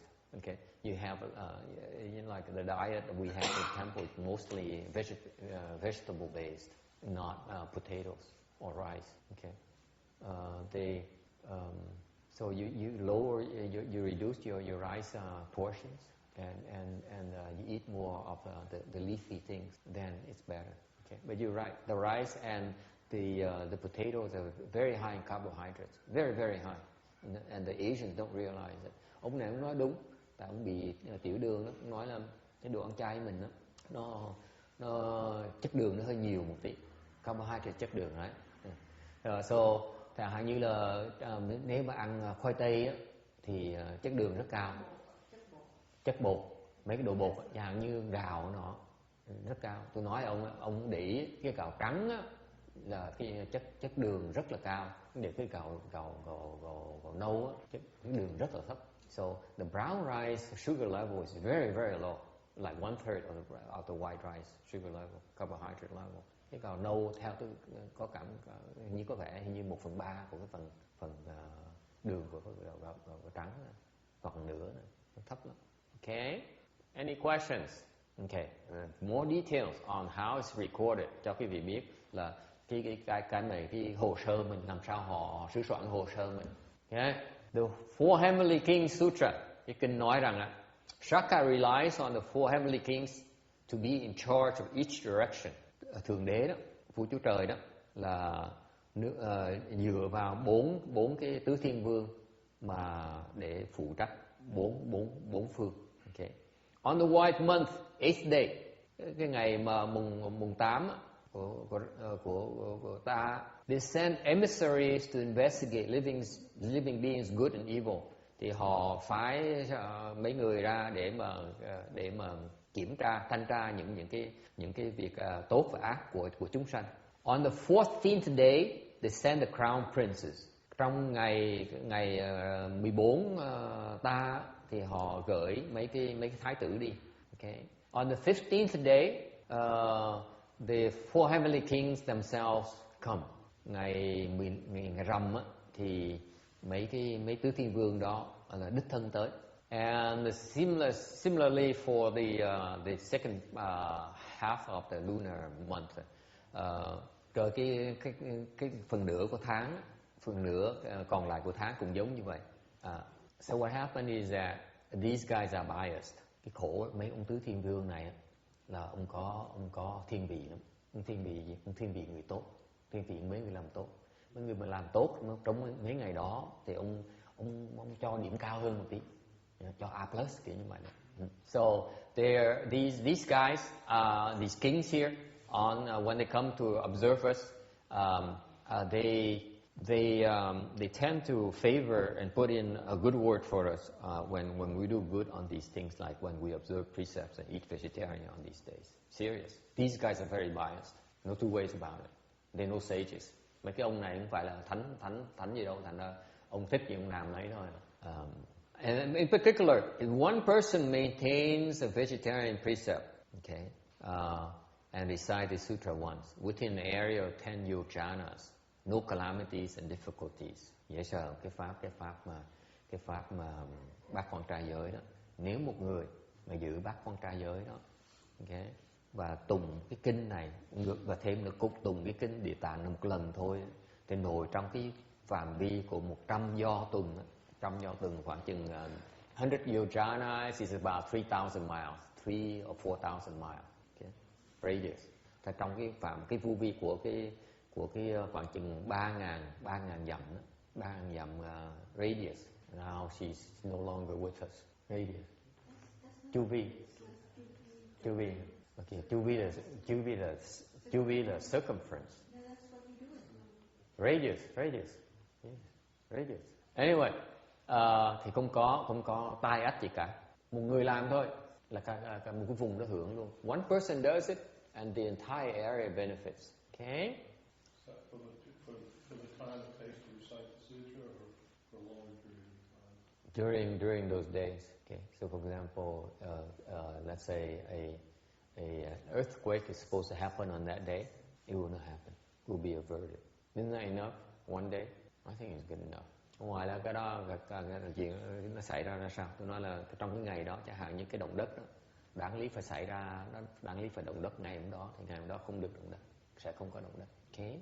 For an effort by one person, it's fantastic. Because there were a lot of people practicing all the time. Yeah. Over said in the entire United States, it said there were 10,000 people who do it a couple of times a year. Then the entire country is at peace. Nothing would ever happen. Nothing would ever go wrong. Nothing ever go wrong. But that you can No storm, no blizzard, no earthquake, no tsunami, no nothing. Yeah, you can see it's not happening. You can see that we don't have those people practicing. We have all this trouble. Yeah. Especially in Washington. No one practices in Washington, I D.C. should say not. And we should all move there to try to fix things up. It's funny you bring it up. Ông nói là rõ ràng cái xứ này đó, mấy bị nhiều cái bão tố, nhiều cái chuyện động đất này nọ, thì rõ ràng là xứ này không ai tu mấy cái pháp này. Tôi nói đúng rồi, nhất là ở phía bên gì đó, Hóa Thịnh Đốn, thank you, là bao nhiêu cái bão tuyết nó xảy ra, bao nhiêu khó khăn vậy. What was that again? What would you just said? I said, why don't we all move to Washington and see what we can do? Oh yeah. Ông hỏi tại sao mình dọn về với Hóa Thịnh Đốn, mình có thể giúp họ được. Text. This is why people build temples to bring the Dharma Master to that area to cultivate. This is what the Taiwanese do, by the way. Text. Sure. They come here. If they hear you have a reputation, they come to you and say, Master, I'd like to build you a temple. Say, oh yeah? He says, yes, I want to build you a real big one in a beautiful location on an island. Okay? Thành ra ông này ông nói chuyện tức cười, như là tôi nhớ chuyện rất tức cười đó, tại vì bởi vì vậy khi người ta hiểu đạo rồi, người ta biết là người ta biết đạo, người ta sẽ xây chùa, nhất là như là để thỉnh tăng ni về. Tại vì người Đài Loan ta làm như vậy. Mấy người Đài Loan người ta giàu, nó qua đây họ gặp mấy sư này nọ. Chẳng hạn như hôm qua đấy, một người qua đây lúc mà tôi ở chùa Long Beach, họ qua gặp ông thầy Hồng Trường. There's a rich Taiwanese guy who went to Long Beach Monastery when I was there as a Shami, and he talked to Master Hồng Tráng. And he said, this temple is too small for you. Tới gặp ông Hồng Trường nói rằng là cái chùa Long Beach nó nhỏ quá đi. Quý thầy với lúc đó chúng tôi có khoảng chừng 22 đứa sa di. So back then we had 22 small shamis cultivating at Long Beach Monastery. So the man came and said, this temple is too small for you. Nói cái chùa này nhỏ quá đi, 22 đứa trẻ sao mà huấn luyện tụi nó được. So he said, let me build you a temple. That's what he said. Ông mới nói là để con xây thầy cái chùa rất là lớn, trên cái đồi, trên cái đảo, biết cái đâu ở Đài Loan. Ông rước Hồng Trường về Đài Loan. So he said let me build you a temple on a huge temple on the hill and on an island. What he meant is we want to build a temple in Taiwan and have Heng Chang move the operation back to Taiwan. No, he's very smart. Quý vị đừng có tưởng chuyện khôi hài nghe. Cái ông này là không có bà Thân Hương ở đây ngày hôm nay thì bạn thấy cái chuyện này. Not the new Thân Hương, the old Thân Hương. Cái bà Thân Hương, bà cụ Thân Hương, bà hiểu cái chuyện này. Bà là tài phiệt mà. One of the old lady here is a businesswoman and she knows about these things. Mấy người, the Asian business people, they keen about these things. They always try to get one upsmanship on the competition. Okay, the invisible support, you will. Mấy bà mà làm buôn bán này, họ rành cái chuyện đó lắm. Họ chuyên mua, họ kiếm cách để mà hơn người ta một tí xíu. Là họ cúng dường, họ biết cúng dường. Thì khi họ giàu rồi họ cũng cúng dường để họ giàu thêm hơn nữa. Chứ không phải họ dạy đâu. Họ dám cúng một cái chùa cho hoàng trường mà. So this is a true story. He told me. Okay. I saw that Chinese guy too. Okay. So because when you have the people with the proper dharma, you invite them back to the area will prosper. Thì thật quý vị biết không? Có một cái người mà có đạo cao ở đức vọng á, mà tới á, thì cái vùng đó nó sẽ phát triển rất là giàu có, rất là thành công. For example, I might add in Bosa is doing very well. Chẳng hạn như ở cái hàng Việt Nam, ở đường Bosa ở đây đó, làm giàu lắm, mấy thầy mấy cô đầy hết đó. So there are lots of high level sanghas, Vietnamese high level sanghas there. They build temples left and right, temples everywhere, big ones. This is why. I mean, they know better. Họ có biết thiệt á. Nếu thiệt sự mà xây một cái chùa để rước một người thầy mà có sức về là cái chuyện đại phước cho cái vùng đó. Họ làm ăn ra dễ sợ lắm. Đó sự thật á. Okay? So this is a true story. I'm no longer joking. So you build a huge temple in Washington D.C. and invite people at level of Master Shin Hoa to live there. The area will do extremely well. Extremely well. I think it would help to sort out the minds of the criminals that are running the country now. No, that's a different story. Oh, okay. Yeah. You just shoot and you just hang them. That's the easiest to change their mind. Okay. So anyway, 781. Trở lại về nói pháp. A man sought instructions from for the way from a master. Một người tới thỉnh pháp, người thầy. The master said, the teacher taught him to purify the minds and maintain proper thoughts. Thì người thầy mới nói là phải khuyên là nên thanh tịnh cái tâm và giữ cái tư tưởng đàng hoàng, chính đáng. And taught him to contemplate the mind. Và dạy cho ông là nên quán cái tâm của mình. If evil thought arises, and put a black bean on the back and white a bean when a good thought arises. Cái pháp là khi mà mình thấy cái tâm mình cái vọng, cái niệm nó khởi lên cái niệm ác á, thì mình bỏ một cái hạt đậu đen. Còn nếu mà thiện niệm á, thì bỏ hạt đậu hột trắng. And mà cứ quán cái tâm như vậy. So each day the guy is taught to contemplate his mind. Okay, and they tabulate it at the end of the day before going to sleep, and so he knows the balance at the end of the day. And tối trước khi mà đi ngủ thì kiểm điểm lại thì mới biết rồi là cái ngày hôm nay mình cái tư tưởng mình ra sao. And so the man cultivated and he attained arhatship for that from the simple dharma alone. Thành ra cái người này mới thành tâm mà tu cái pháp này, rồi chứng được quả A La Hán. Pháp này thôi đó, chỉ nhìn cái tâm mình. Nếu quý vị nhìn cái tâm quý vị mà thấy mà cuối ngày mà thấy cái bị nó đen thui đó, thì mình thấy mình hơi nguy hiểm. So if you use this contemplating your own mind dharma, at the end of the day you look at the beanbag and it's all black, and you know you're in big trouble. Okay, and you need to make changes. Okay, that is Mahayana right there. Tại cái pháp này nó như vậy. Mình tự nhiên lại. It's funny. You may think it's like a plain and such unimpressive dharma. Quý vị chắc có vẻ hơi phi thường pháp này á. Tôi nói quý vị nghe. I tell you the funny truth. I met with a high level sangha. Tôi gặp một cái người tăng đó, người ni đó, cao hạ lắm. And she kept on telling me that she understands the importance of looking at her own mind.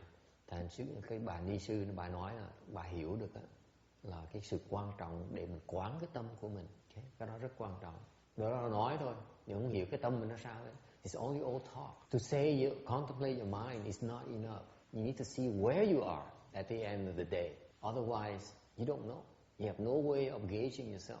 Cái pháp nó mặc dù nó giản dị, nó rất là hiệu nghiệm, mà tại vì mình nói mình quán cái tâm mình không, mình lo tu tâm mình không, ai tu cũng nói là mình phải tu tâm sửa tánh hết á. Nên là cuối ngày mình không biết mình tu bao nhiêu, mình sửa bao nhiêu, không có một cái khái niệm gì hết về cái chuyện đó. Thành ra cái pháp mặc dù nó rất là tầm thường, rất là tầm thường như đều, nó rất là hiệu nghiệm. Tại mỗi ngày mình phải quay thử cái sự kết quả cuối cùng là cái gì đó để mình mới đổi được. Okay.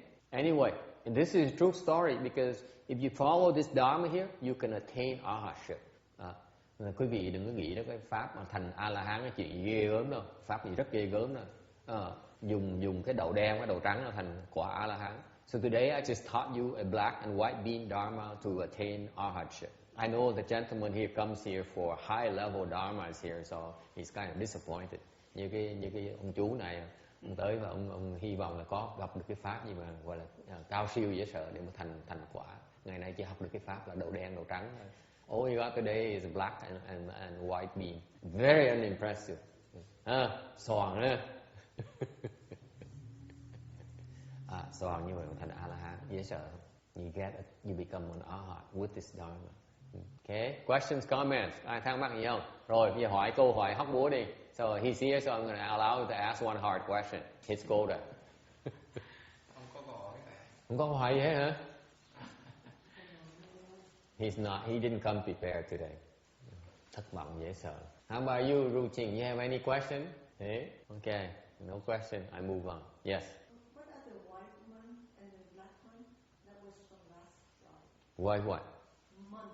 Because it says certain days. The white month is the first part of lunar month. That's what it means. The black month is the second part. It's according to the literal translation of the Chinese into English. Hỏi là cái tháng đen và tháng trắng là sao? Tháng đen là cái nửa cái phần nửa sau cùng của tháng, còn cái tháng trắng là phần trước, nửa phần trước. Theo dịch sát theo chữ của Tứ Tàu ra. Okay, any questions? Thắc mắc gì nữa không? Yeah. Thầy vừa rồi có cái báo là sẽ có sóng thần đó thầy. Trong vòng cái tuần vừa rồi thứ Bảy đó thầy. Ở đâu? Sóng thần ở đâu? Hawaii nó chơi luôn con đường mé biển tới thầy. Tại Chile nó đẩy tới ha. Dạ. Là sao? Mà thầy có thấy ai có những tu sĩ nào mà dùng cái phương pháp này mà cứu độ chúng sanh những người mé biển đó có không thầy? Hay là our new recruit here says that there is a report that they're expecting a huge tsunami for Hawaii, probably from the Chile earthquake. So, is there any monk or nun who can use some kind of dharma to, for example, this kind of dharma here, Earth Store Bodhisattva dharma here, to help with that?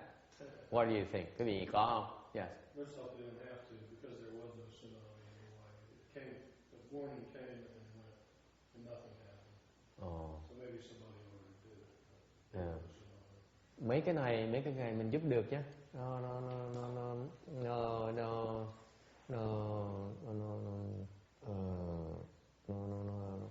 Có thể tránh mấy cái này là được. Mình có quyền mình tới mình tránh. Mình yêu cầu họ đừng có tới cái làm quấy vùng đó được. So my answer is yes, you can intervene.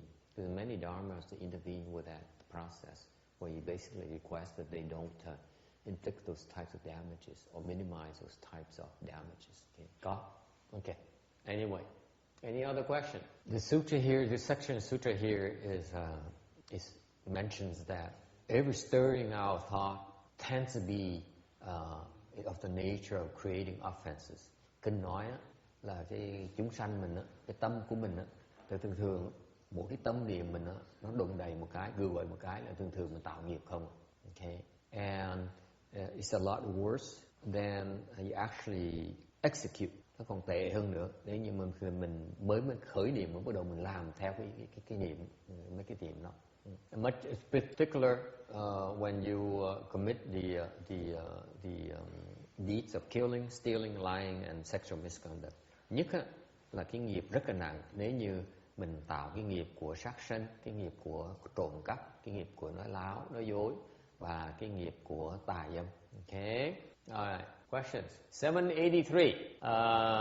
If you really have some功夫, nếu thực sự mấy quý vị có công phu đó, you recite sutra once, quý vị mà tụng cái kinh một lần thôi mà có thực sự có công phu, you can really eradicate offenses and you can produce a lot of blessings.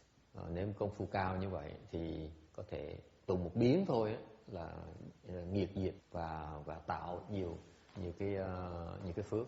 Okay, questions. All right, 784. 784. Therefore, universally expensive. You should know that such beneficial deeds are performed by Earth Store Bodhisattva through the use of his indescribable hundreds of thousands or tens of thousands of millions of great and awesome spiritual powers.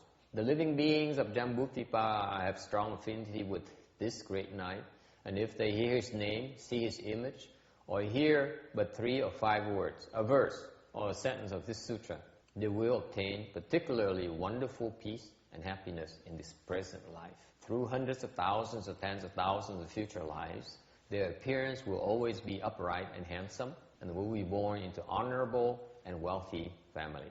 Sư父普广，当知地藏菩萨有如是等不可说百千万亿大威神力，第一就是言菩提众生于此大事有大因缘，是诸众生闻菩萨名，见菩萨相，乃至闻是经三字五字，或一机一居者，现在殊妙安乐，未来就是百千万生长得端正，生尊贵家. Vì vậy phổ quảng các người nên biết Địa Tạng Bồ Tát có như thì việc lợi ích do bất khả thuyết bách thiên vạn ức đại uy thần lực.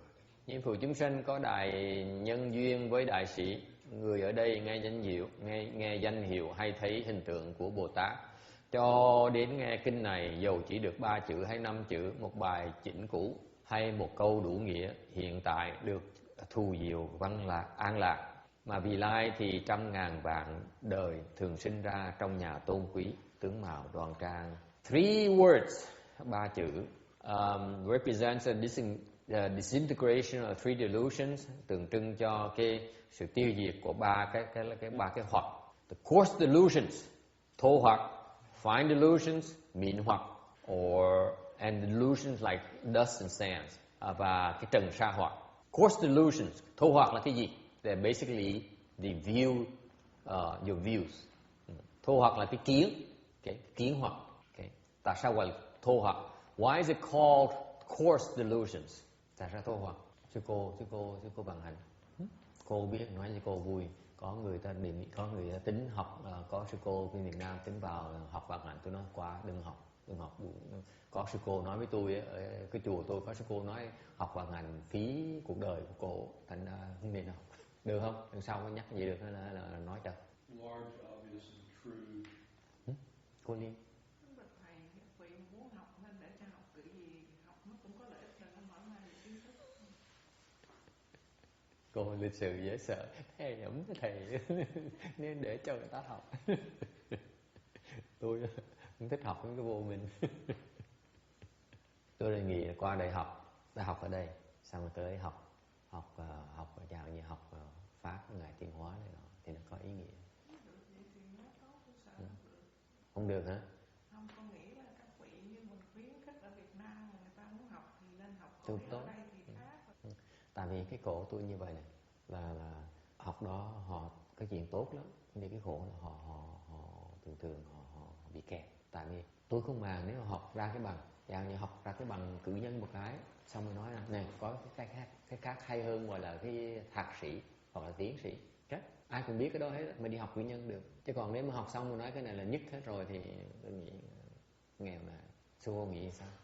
Cô bây giờ cô nhăn mặt rồi. Ngày nào không ai nói chuyện gì tôi buồn tình, tôi kiếm chuyện xung đột nói chuyện chơi vậy. I'm picking on her because I got bored today. No one is picking on me, so I'm picking on her for a change. I'm making fun of her university. Cô nghĩ sao? Thầy nói con. Cái ai nữa? Cô bằng hành chứ còn ai bằng hành ở đây nữa đâu. Cái bậc thầy con nghĩ cái học thức đó, nó cũng rất là cần thiết. Tại vì con nghĩ từ nhỏ mình trưởng thành thì mình cũng đi học ở ngoài phổ thông rồi hoặc đại học rồi lên cử nhân tiến sĩ gì là ở ngoài đời, còn như trong đạo con nghĩ là cũng cần có phải học.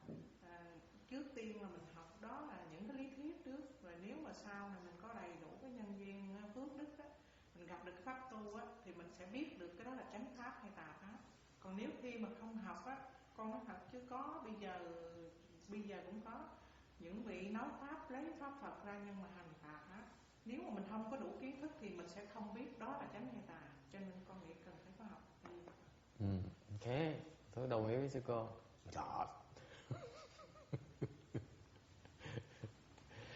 She won't let me pick on her. So anyway, let's skip that. I'm not going to translate the interchange. I lost, so okay. Tôi không dịch ra, tại vì tôi thua sư cô, tôi không dịch là tiếng Anh. Coarse delusion, tại sao gọi là thô? Thô là tại vì thiệt nó thô dễ sợ. Because it's really coarse, very very coarse. These views, your views, delusions are very very coarse. Okay. What are some of view delusions? Mấy cái kiến hoặc á, nó thô không thể tưởng được. What are some of cái kiến hoặc là gì sư cô? Vâng ạ. So I'm asking the Venerable Bhikshuni here, who just wanted the interchange. What is some example of the view delusions? Thầy để con giảng theo một từ kiến là thấy hoặc là thấy cái điều sai lầm. Thấy sai lầm. Chả hạn những cái gì là sai lầm? Không thấy chánh pháp là sai lầm. Kiến hoặc nó rất rõ ràng. Bằng Anh phải dạy cái này rõ ràng lắm. Cô không chạy được cái này là bằng Anh phải biết đó. Có học chưa? Kiến hoặc là học chưa? Dạ, trên lý thuyết thì có. Bây giờ quên rồi. Bây giờ đổ lỗi tôi nữa. Nó là tại tới với thầy xóa hết. Thầy xóa hết cái đồ tầm bậy của con. I'm asking her, she must have learned this at her Buddhist university in Vietnam. What are the coarse delusions? What are the view delusions? What's an example of view delusions? You wouldn't have this kind of view delusion text. A view of a body. Do you? Chàng cho hỏi ông này một cái ví dụ của cái kiến hoặc là gì? Là cái mà thông thường mà chắc ông này chắc quý vị không có đâu á, là cái nhìn là mình có một cái thân. Có ai có đó không? Anyone has a view of a body? Huh? A view of a body. See, that's a coarse form of delusion. Coarse delusion. Cái đó là thô hoặc đó. Dễ sợ không? Thế mình thô dễ sợ không? Can you imagine Britney Spears as a coarse delusion? That's mostly what celebrity is all about bodies. Yeah, very coarse, very very coarse. Amazing, isn't it? Pretty coarse, already. Yeah, very very coarse. Yeah. Thế dễ sợ không? Cái mình thô nhất là mình nghĩ là cái gì mà đúng á, là rất thô, cái loại thô hoặc. Okay. What's another example of a coarse view delusion? Các loại ví dụ khác là gì? Cái cô người Huế, cái kiến hoặc là gì?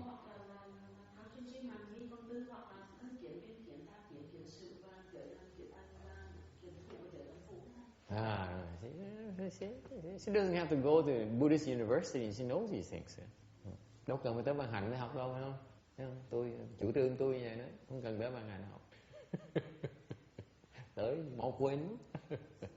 So how come the one who didn't go to the Buddhist university knows those things, and the one who went to the Buddhist university does not remember anymore? And she blames it on me as erasing her mind of unnecessary stuff. Okay, now why is it important? Tại sao nó quan trọng? Tại sao nói cái chuyện hoặc này? Why do I bring up the concept of delusion here, coarse delusion? Tại sao tôi đem nói chuyện thô hoặc để làm gì?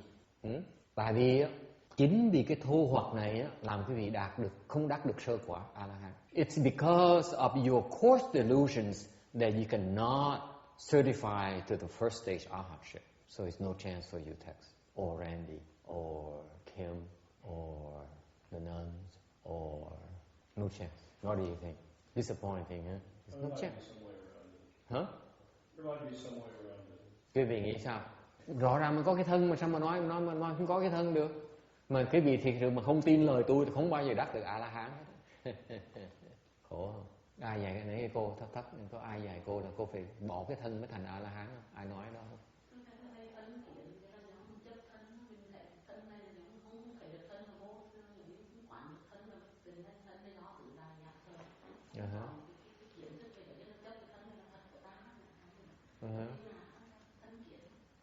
Nhưng sao mình bỏ bây giờ? Sao mình bỏ? So I can't make fun of her because she's talk serious business, true principles. So you cannot make fun of true principles because you get in big trouble. I can make fun of bản hạnh, but I cannot make fun of her true principles. So she said that basically I said, so what's the point in knowing about the course delusion? She says, the view of body is because we are misguided. The body itself, if you think about it, the body is basically made up of the 4 elements. Earth, wind, fire, and water. Nothing beyond those 4 elements. Okay? And they're temporarily combined together to make your body and my body. And eventually when we die, they disperse. They disappear back to where they came from. They became earth again. It became the wind element again. It became the fire element again. It became the water element again. Okay? So it's only a temporary union that makes us. It's not permanent. There's no need to be attached to it. Thành ra, sư cô nói đúng. Hồi nãy tôi nói, cô nói đúng thì tôi không dám chọc. Mà nói tầm bậy mà bằng hành thì tôi chọc được. Tôi sợ chọc chánh pháp. Tôi không sợ chọc mấy cái pháp kia. Tên cô nói đúng là tại vì cái thân là cái tứ đại. Cái thân mình có ngày hôm nay là tại nhờ cái tứ đại của cái thổ là cái đất, của cái phong là cái gió, hơi thở mình, của cái hỏa là cái nhiệt độ của mình, và của cái nước, của thủy là những cái nước trong người mình đó, nước mắt, nước này đó, nước mắt, nước miếng này đó. Thì cái đó nó chỉ tạm bợ, nó hợp lại thôi, nó tạo cái thân này. Khi mình chết á, thì cái thân mình nó tan rã ra, thì cái thân mình nó biến lại, nó trở lại thành bốn cái tứ đại, là bốn cái đại. Ok, thành ra cái thân mình có đây chỉ tạm bợ thôi, không phải là vĩnh cửu, không phải là trường cửu. Thành mình không cần phải chấp trước. Did you get that? Nghe có hiểu chứ? How come you're not first stage arhat yet? Nghe hiểu tại sao không thành sơ quả? Huh? You got it right? How come you're not first stage arhatship yet? You agree with me, right, Tex? Yes, I do agree with you. How come you're not first stage arhat yet? Because I don't have that consciousness at all times. I mean, I can see it, and every now and then I think about it, and I realize something. It does not have to be all the time. Nói bắt cho quý vị nghe cho rõ. Ông nói cho tôi hỏi, tôi bắt lẽ, bắt lý, ông nói tại sao ông nghe ông hiểu rồi, ông hiểu cái lý thuyết là hiểu chưa? Bác A Pháp hiểu đúng không? Tôi hỏi lại, hỏi ông này tại sao ông hiểu rồi mà tại sao ông vẫn chưa đắc được sơ quả A La Hán? Thì ông nói là tại vì không phải tâm tôi lúc nào cũng nghĩ, lúc tôi đồng hiểu này thôi, chứ lâu tôi mới hiểu thôi, tôi mới đồng ý, chứ còn lại tôi không đồng ý. Làm sao tôi thành A La Hán được? Tôi nói ông lầm rồi. Ông chỉ cần hiểu một lần thôi, ông thành A La Hán. You only have to get it once and you become a first stage arhat, my friend. Well, I'm already there.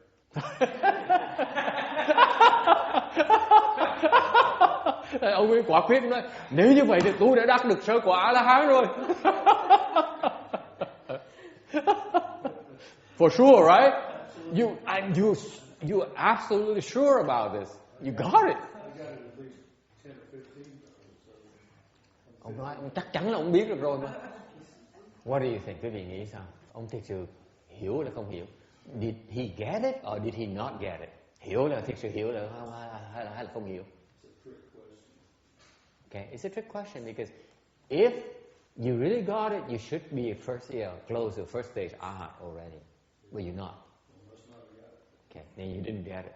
Okay, nếu mà thiệt sự mà ông hiểu cái này á, thì ông đã gần đắc được A La Hán rồi. Còn 1 trong 5 cái, còn 4 cái nữa. Actually, it's not that close because you have 1 out of 5. You get it? You have 1. You got 1 down. You have 4 more to go. Okay. Anyway, never mind. The first one you can't make it. Well, why bother with the rest of 4? It's too complicated. The easiest one is the body. It's the easiest, let me tell you. Okay? It's by far the easiest because that's the one you have control over. Okay? Cái ông nói gì như vậy, cái 4 cái còn lại cái gì tôi khỏi cần nói này. Cái đầu tiên là không được khỏi cần nói chuyện 4 cái kia.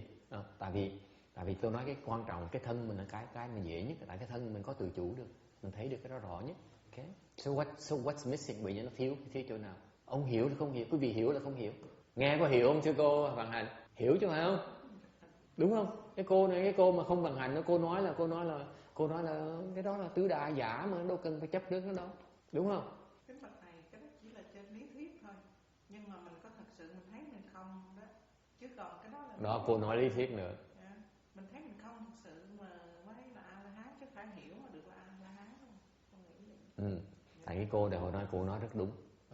Ok, qua đến thầy để tôi dịch cho cái phần này quan trọng. Đùa cho lúc mình quan trọng, chính pháp phải nói đàng hoàng thôi. Họ chửi tôi, họ chửi nói ông thầy chỉ nói chuyện tầm phào không, tội nghiệp. This section is important because he says that it's you may be able to understand it, but are you putting it into practice? Okay. He has a question. Thưa thầy, sau cái thời Phật còn tại thế thì thầy khi mà Phật đã giảng một bài pháp cho một vị nào đó thì người ta sẽ chứng được A La Hán ra rồi quê. Mà bây giờ mình nói nghe 1000 bài pháp, 100 bài pháp, mình vẫn ngồi trơ trơ bất động như vậy. Đúng. Mấy người này hiểu, sư cô với người đạo hữu đây đều hiểu những gì thầy nói, nhưng đâu có chứng được sơ quả. Tại sao mình không làm được? Tại sao như vậy? Câu hỏi phải không? Câu hỏi tại sao? Hỏi Phật sao hỏi tôi được? Nó đừng có hỏi hóc búa mà cũng hóc búa như thường. He has a real good question. He says, when the Buddha was in the world, he taught Dharma, he spoke Dharma for his pupils. They heard it. They immediately certified the first stage arhatship. That is true. When the Buddha became enlightened and he contemplated the world, he said, okay, whom should I cross over first? And he saw his prior 5 attendants in the deer park. So he went to the deer park and he spoke Dharma for them. And he spoke about the yes thus concept. You hear about it? Certified first stage arhatship. One guy, Ashnatakandinya, certified immediately first stage arhatship. That is true. Ngài Kiều Trần Như đó, một khi mà nghe Phật giảng về cái bụi trần đó, guess thus, okay, là ngài nghe một cái là chứng A La Hán ngay lập tức, sơ quả A La Hán ngay lập tức, dễ sợ như vậy đó. Cái đó sự thật, đúng không? The question is, how come now we people of this era, where we have listened to these principles for thousands of times, and we have not certified to the first stage arhatship yet? Tại sao mình vẫn chưa chứng được như thường? Tại sao vậy Kim? Tại sao giảng hồi mà Kim vẫn chưa chứng sơ quả nhỉ? Chứ phải vô minh, cái này mới gọi là vô minh, nó còn vi tế hơn nữa. Cái vô minh nó rất là vi tế, còn cái này chỉ là cái gọi là cái bị mơ hồ thôi, chứ phải là vô minh nữa. Vô minh là không thấy được, cái dễ sợ. Cái vô minh là cái rất dễ sợ, tại mình thấy không có được mới gọi là vô minh.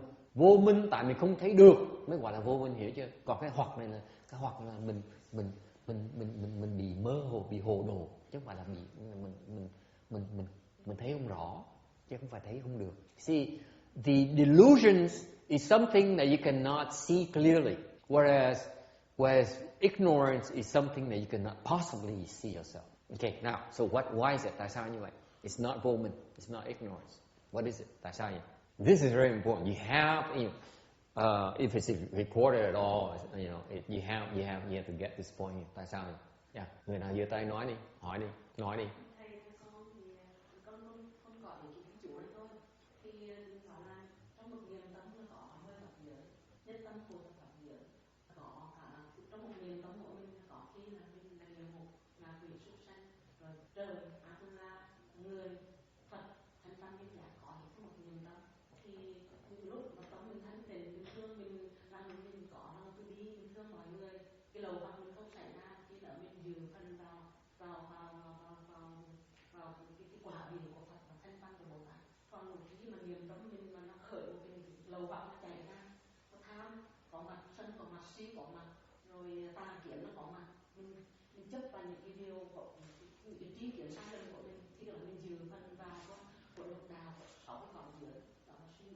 She quoted that a thought is full of the 10 Dhamma realms of gods, Buddhas and Arhats and Pratyeka Buddhas and Bodhisattvas and human realm and Asuras and so on. And so it's a matter of be able to produce the thought of Arhatship to attain first stage Arhatship. Tôi không biết cái pháp đó, tôi chịu thua. I don't know that Dharma, so hơi trần tí nha, mình hỏi mình biết đi. Tôi muốn biết là trật như nào. So, okay, cô sau kia, Có ý kiến gì? Cô này sắp thành A-la-hán rồi đó. Không có. Dạ thì chỉ dẫn con cái phân biệt của người nghĩ về cái thân, người không nghĩ về cái thân, cho con rõ về phần đó trước. Very good. Cái cô này thông minh. Bạn Anh phải đợi bạn Anh hỏi, cô đó vẫn chưa hỏi. Giờ này tôi lùi thì em ơi. Có cô nhảy cái tưng nữa. Không, cái quan điểm là cái nhìn cái thân với không thấy nhìn cái thân là cái khác đến chỗ nào, phải hiểu cái đó chứ mới tới được chứ. Cô nghe có rõ không? Con chưa có nắm được cái nghĩa. Muốn tới đó là phải hiểu là mình cái chỗ này mới tới chỗ, mà không nhìn cái thân nghĩa là gì chứ, thấy không? Thành ra là mới biết như vậy mới tới đó được, không biết sao mới tới đó được. Câu hỏi rất là thông minh, người trong như vậy thì ra thông minh lắm, mới tới mình hãy chạy nghe rồi xạo lắm. See, I say this is an excellent question. Her question is, please explain to me what is the view of body, what is the there's no view of body, what is the difference? Didn't it occur to you this is what I'm trying to drive at? You have a view of body, and you want to go to the absence of view of body. Okay, what's the difference? What are the specs, right? I don't know the answer. Yeah, I know you don't know the answer. You don't know the answer. I think That's two hard questions in a row. I mean, I think it's practice. It's like how we see the body. Most people see the body as a source of pain and pleasure. You know, I think cultivators that reach that level see it as a source of like a boat to carry them to where they want to go. So they treat it differently. Their intent is different. Their actions are different. The two questions, the two things are related. The question about how come we hear about and we don't get it. 1,000 times we still don't get it.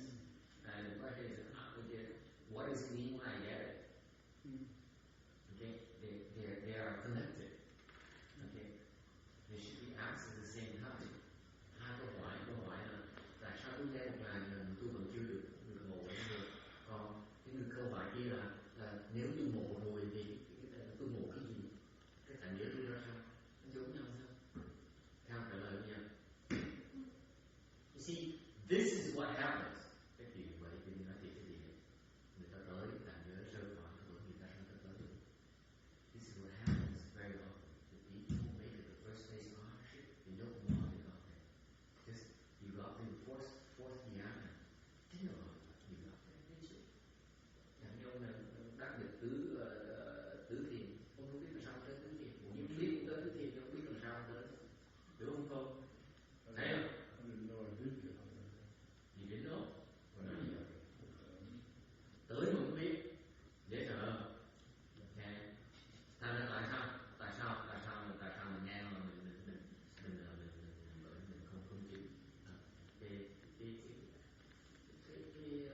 không chịu? Cái không phải là không thấy cái thân. It's not about not seeing the body. Then what is it? Cái này là phổ biến rồi nè. Khi mình nghe cái câu tôi giảng này xong rồi quý vị hết bước rồi, tôi nói thẳng luôn. If you hear this explanation, all your blessings are gone. Whatever you accrue so far, all wiped out. If I hear the explanation, That's it. You now are in dire poverty. Okay. You want to hear it. Rồi đó thì có một người thôi đó. Trừ một người ở trong này thôi đó. Là để phần quý vị còn lại nghe cái giảng phần này với cái tất cả cái gì luôn đó. Nghe cái giảng này xong là quý vị nghe mà mát ghê luôn, hết thuốc luôn. Cũng nghe không? Are you sure you want to listen to my explanation? Yes. Yes, sir. Does that mean after we hear it and we ran out of blessing, but does that mean also you can promise that we are actually certified to be the first stage? So that exchange will be worse. He's negotiating on your behalf. Nó nói là nếu thầy nói những cái gì đó nghe một cái, nghe xong một cái là bước con hết rồi. Có nghĩa là thầy có nói là con thầy có thể chứng minh là con đắc được sơ quả không?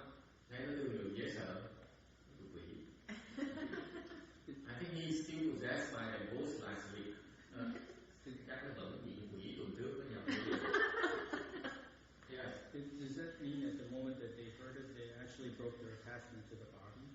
You're close. Very close. Okay, then forget it. I don't want to use up my savings. Không phải là thầy lúc mà họ nghe họ chặt được cái chấp trước cái thân. Tôi nói ông gần đúng. Ông nói thôi đừng có biết đâu. Để ông đi bước đâu. You say whatever left, have left, right? He's another possessed one. Let me tell you. Đứa khác cũng bị quỷ nhập như đường nữa. Còn quỷ nhập. Very good. It's very close. Okay. What happens? Nói gì Việt Nam?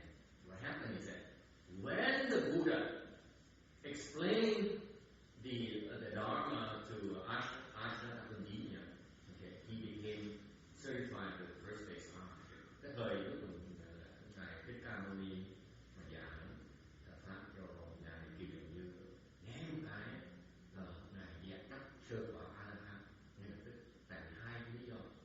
Okay. For two major reasons. Number one, the Buddha's aiding power Phật trở lại cho ngài Kiều Trần Như. Number two, cái gì?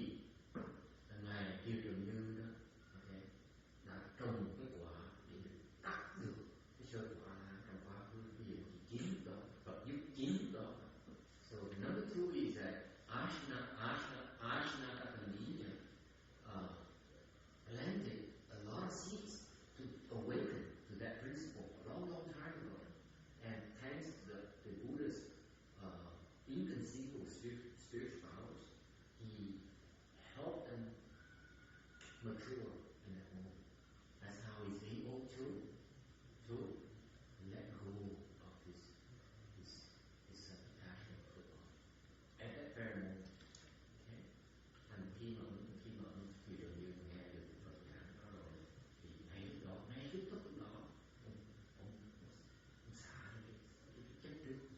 It's not about the body, không phải cái gì mình hiểu lầm, không phải là mình nói cái thân này không có thật, không có cái thân. It's not about not having the body. It's about being able. You want to sure you want to hear the rest of it. Chắc chắn không nghe tiếp không? Hả? Hả? Sao? Bạn sợ tôi bạn sao? Bạn kêu bảo tù quá sợ. Bạn sao? Chiều tôi lắm. Now the lady over there is worried that she runs out of her rebirth blessings. Muốn nghe tiếp không? Cũng muốn nghe cái gì tai nào? Okay. If you don't want to hear it, just plug your ears. Okay. I'm going to keep going. You guys so confident, really. Đừng tin dễ sợ nhé. You don't take me seriously, do you? Tin nó thiệt hả? Okay. So it's not about refuting that you don't have a body. Chứ không phải, đừng hiểu lầm, không phải là mình phải phủ nhận mình có cái thân. Okay? Cái này rất tế nhị quý vị, hiểu cho rõ ràng. Không phải là mình nói mình không có cái thân. It's not about saying I don't have a body, because that would be stupid. Nếu mình nói mình có cái thân, mình thực sự mình đi rồi, đúng không? Đồng ý sư cô thấp. Thành ra mình cái thân kiến là gì? So what is the view of a body? That is that you are absolutely attached to the body. You think whatever you think is the body. You're not willing to accept that you're not let go of that attachment, that view. Is it clear? Yeah. You insist on being attached to that body. You're not willing to let go of that. Thưa thầy nói Kiều Trần Như là nếu mà nói về tiền thân của Kiều Trần Như là một làm chi vô ca lợi thời xa xưa, khi mà Đức Phật là một vị thiền cũng như tu thiền ở trong rừng, khi mà vua Ca Lợi cùng đàn cung nữ tới thì chặt tay chặt chân Đức Phật, thì sau thời gian sau thì có cái chuyện là Đức Phật sẽ hứa là khi một ngày ta thành Phật, người đầu tiên ta sẽ độ ngươi, là Kiều Trần Như là cái người đầu tiên Đức Phật đã độ để. Và cái đó là câu chuyện của Kiều Trần Như. Nhưng mà theo con á, là tại vì không phải một mình Kiều Như, nhưng mà nhiều người. Khi mà Đức Phật mình theo mình biết về Phật pháp thì Đức Phật chỉ một bài pháp ngắn thôi mà một người đã hiểu đạo liền. Còn mà lúc này bây giờ mình nghe biết bao nhiêu bài nhưng mà bây giờ cũng vẫn trơ. Đó là cái hiểu biết của mình có bị không, cũng như là về vấn đề truyền lại cái teaching của Phật tới bây giờ có bị sai lệch không hay là không, mà vẫn như vậy mà tới tại sao tới bây giờ không có cái người nào mà để chứng right away như vậy. Cái đó là vì có nhiều người chứng trong đó là vì có nhiều người chứng sơ quả. Rất có nhiều người chứng sơ quả. Người ta họ chứng sơ quả là tại vì họ cái lúc đó họ chắc cái chấp trước của cái thân, họ chấp cái thân là cái hạt, ví dụ. So let me translate. What he's saying is how come the book is not only Ashrata convenient, but a lot of people certify the first day Ashrata and Buddha spoke about. How come nowadays no one certifies them anymore? I said you're wrong. Right nowadays in this country, a lot of people certify the first, quite a few certify the first day's Ashrata. Okay? And the reason they certify the first day's Ashrata is because at that very moment they're able to let go their attachment to a body. Lúc đó họ chứng được cái sơ quả, họ xả được những cái kiến hoặc đó, một cái kiến hoặc đó là kiến hoặc về cái thân. For example, ví dụ, for example, okay, let me give an example because each case is different. Nói như gì biết cho biết là mỗi trường hợp nó khác. Cái hạt như cái thân đó, khi mà kiến hoặc cái thân đó, nó có nước, có tứ đại không? Thì mình chấp của cái thân có thể chấp về cái nước nhiều hơn là chấp về cái hỏa. Người khác chấp về cái hỏa, người khác chấp về cái thổ. So for example, when you say attached to the body, maybe it manifests itself in form of he's attached to the earth element, or the fire element, or the wind element. Okay, so for each person, the transformation occurs differently. The conditions are different. So at that moment, one person who is attached to the earth element, maybe that moment is no longer to attach the earth element of the body, then he circulates. Thì hai những cái ví dụ tôi nói đó, cái người mà chấp vào cái thổ, cái phần thổ nhiều như vậy, thì lúc người ta chứng được đó là ngay lúc chứng đó là chặt được cái chấp trước của cái phần thổ của cái thân. So this is the essence of cultivation. Bởi vì tu hành nó bí mật ở đó, là mình tu mình chặt từ chặt cái ví dụ đó, cái thân nó có từng cái thành phần, mình chặt từ cuối cùng cái phần cuối cùng đó nó còn cái gì mới lại đó, mình chặt một cái mình thành sơ quả, hiểu không? Không phải nhắm cách rồi. So what happens is that the view of this body consists of many components. So as to form in the process of cultivation, you let go of those attachment to various components one at a time. Okay? Then finally you let go one attachment. You let go of that, you certify. That's how it works. This is why we need to cultivate. Bởi vì mình phải tu vì vậy đó. Muốn thì nó ngồi nói là tôi hiểu rồi. You cannot sit there and say now I understand that the body is false.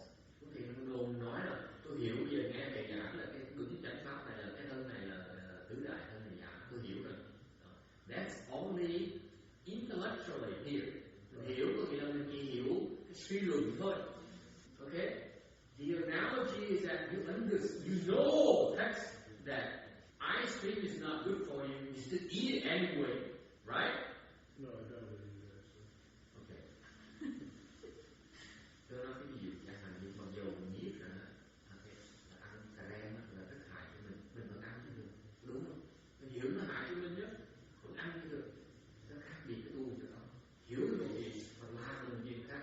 So there's a big difference between understanding and doing it, executing it. Okay? So somehow that knowledge permeates your whole presence. Yes. So for example, the Buddha when he cultivated như lúc mà Phật còn tu thì ngài là một người vua. So he was a king then, and he went out his balcony to get some fresh air, and he saw a dove being pursued by people.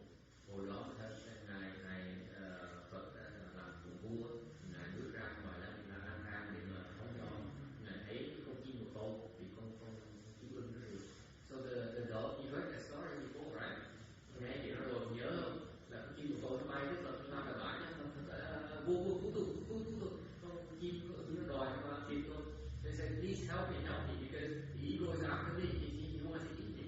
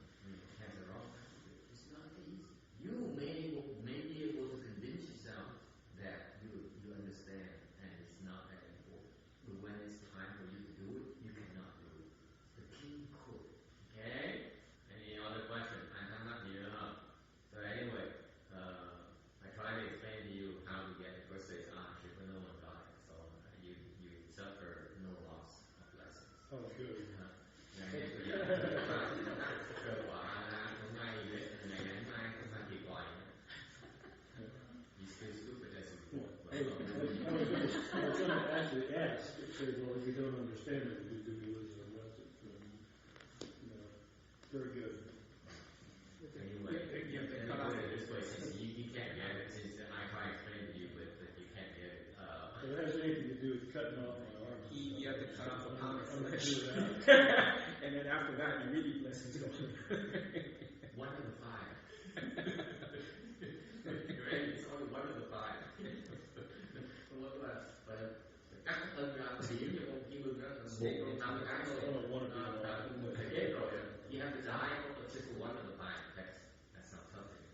Một phần của cái sơ quả A-la-hán nó còn nhiều lắm, chứ đâu phải một cái thân đâu. Mà mới một cái thân không là phải cắt ra bị chết thì cái thân là mới một phần một góc. Excuse me for saying this. I think there's got to be an easier way.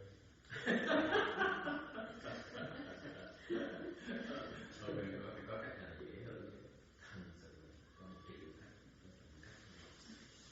Yes. That's one of the five. What do you mean by one of the five? There are other views you need to recount. There are other new delusions you need to recount.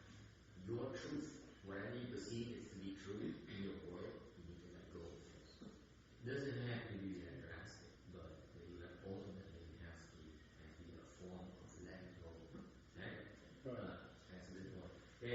Thì đó cũng có này hỏi là tại sao nói 1 năm vậy? Tôi nói với tôi nói là có nhiều sự kiến hoặc khác mà mình phải gạt nó, mình tới được. Yes, question. Cái thân mình không có chấp, nhưng mà như là những người uống thuốc để tự tử, nhưng mà nếu mà mình không chấp cái thân mình á, nhưng mà mình không đủ can đảm làm đó thầy. Nếu mà trong cái trường hợp đó, chứ không phải là mình tí về cái thân. Lúc như tự tử nha, lúc mà giờ mình điên lên, tôi tự tử, tôi muốn sống nữa. Chứ lúc mình đưa cái dao để cái súng mình cần bắn đâu cho bắn kéo lại, kéo hoài nữa. Lúc rõ mình gỡ cái safety latch rồi là sao nó cái tay nó cứng như thế. Lúc đó mới sự thật mới lòi ra, mình thiệt sự mình hèn dễ sợ, mình dám làm cái miệng nó hay ngon lắm. Cái đó như là thành ra nên tu hành nó dễ sợ. Cái gì nói thì đã thôi, cứ một cái cười, cứ run run cái cười, nó thì thế nào. So anyway, she said like suicide people say, yeah, that's a very good example. You get so upset at your wife and say, I don't want to live anymore because you made me so miserable. My life's so miserable. This life is over with. I'm going to kill myself. You go and get your pistol, okay, in the drawer, and you study it. You put it in your hand and say, that's it. That's it. I don't want to live anymore. And you can't pull that trigger. Can't. The moment of truth. Can't do it. That's the nature of enlightenment. Thì giác ngộ cho nó cái gì à? Lúc đó dám làm được không? Bây giờ chị không nói được. Enlightenment is that the difference in enlightenment. Are you willing to do it then? Right now it's easy. You can. That's a funny example because a lot of people do pull the trigger in those situations every day. Not me. I'm not talking about it. I'm telling about myself. I'm still alive today. What? You pulled the trigger? I don't understand. I did not dare pull the trigger. All right. Well, I wouldn't either because it's a stupid thing to do. Yeah, much easier with a shotgun. Oh, yeah. You use 2 thumbs. You miss one, you can't see that the other. Anyway, you see, but that's the thing. When you face with the test, are you willing to take it? Cái tu vậy đó, khi quý vị tu gặp được cái thử thách, tôi dám làm cái đó hay không? Có đi ngồi nói ai nói không được đấy. Tao không dám chịu đau không? You in pain, your legs are hurting so much. You dare continue to sit. Dám ngồi tiếp không? Dám tu tiếp không? Còn nói cái dễ mà ai cái thầy nói thì chịu khó ngồi tiếp nữa.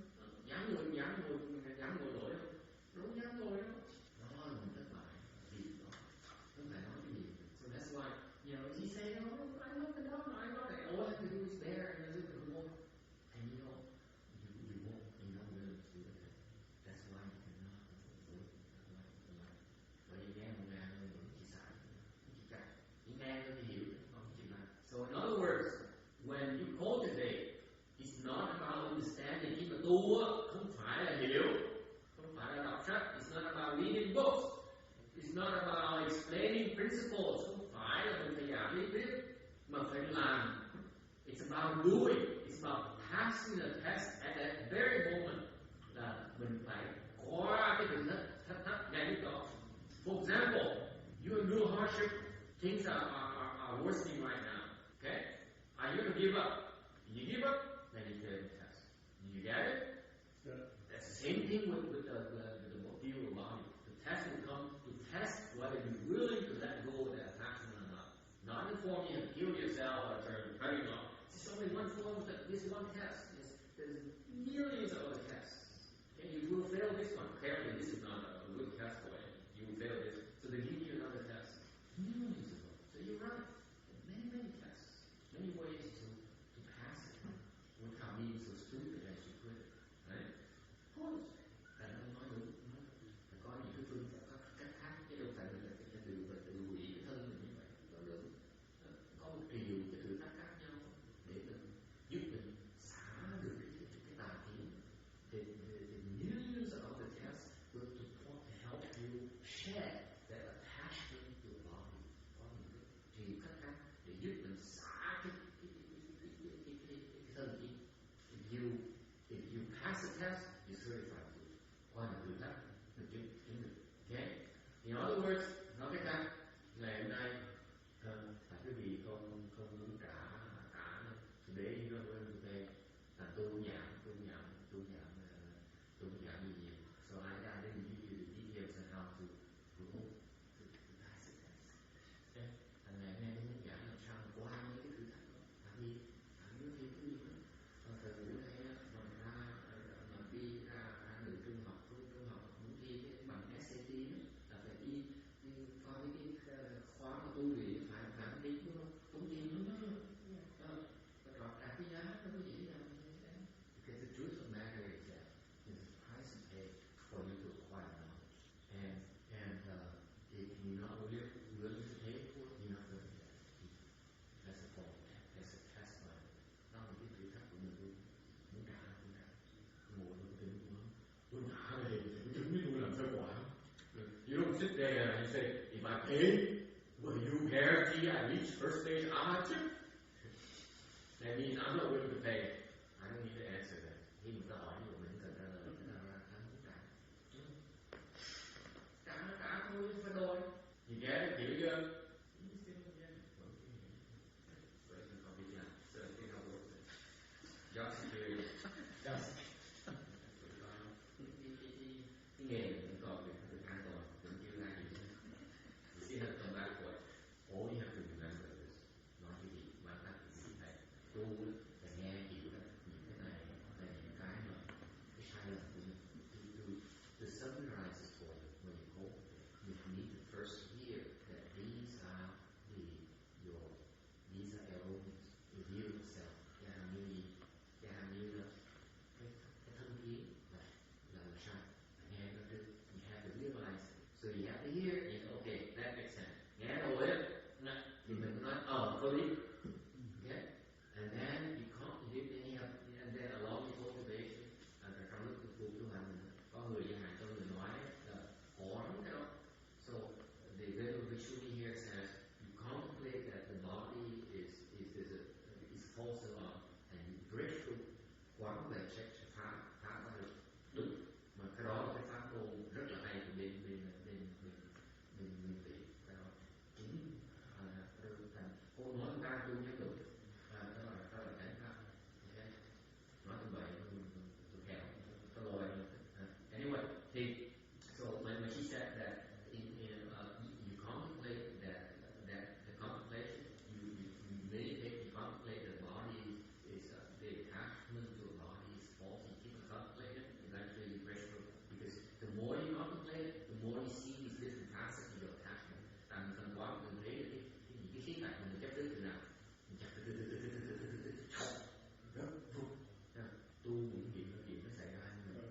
Tôi không tại sao tôi tới. So people go to bed and they have no idea how they got there. They don't realize it's a gradual process. You keep on chopping, keep on refining it until there's only a few more left, and you keep on refining it, and then one left, and you lock it up, you pass the test. Right, and yeah. Thế cũng dễ cho cái nào từ từ mình sẽ tới. Là lúc đầu mình thất bại. So the first time You ask to cut your body, you say, this is completely stupid. Lần đầu tiên người ta nói mình kể gì mà cắt cái gì sao muốn điên rồi. And you hear a second time, nghe lời cái gì? You hear 1,000 times, nghe lần 1,000 lần, vẫn thấy nó ngu như thường. You hear 100,000 times, nghe 100,000 lần bắt đầu. Có cái gì ở trong này đó. You hear a million times, nghe 1 triệu lần, bắt đầu hiểu. Maybe I do some R&D. I cut off only my little bit of flesh right here where I don't use it anymore. Thế 1 triệu lần rồi cái mình phát tâm, mình có cái giác ngộ đó. Mình thử đi, mình có lý này, mình cắt một cái xíu thịt ở đây, cái chỗ này mình cần sao? Hãy cái gương ra, thử ra sao? Đây sẽ cắt đau quá. And then a million lifetimes later thì điều kiếp sau trở lại, bắt đầu mình cắt được ngón tay, cái ngón tay cũng thật thảy. So you love of one thing after a million lifetimes of continuing practice, and he said, I can give you one thing. I said, oh, you hurt too much. You got a grip. Thấy cái quá trình không? Nó dễ sợ như vậy. Đừng nói chuyện của tôi mà cắt nó nhé. Ông vua đâu cắt, ông đầu cắt một tí xíu xong rồi kêu và cái sau cắt thêm tí, cắt từ như vậy. This happened, I think I assure you. He only started very small, baby steps, and then you keep on going from the pinky to the whole body. Yes, it's really manageable.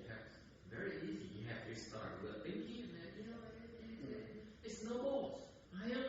Mà làm như vậy cuối cùng cắt một cái từ đầu nó có cái đà, nó chạy theo cái đà. Đừng có suy nghĩ. You sit there and you fall in and say, I don't see how it can be done. You will not do that. Still defies logic. See?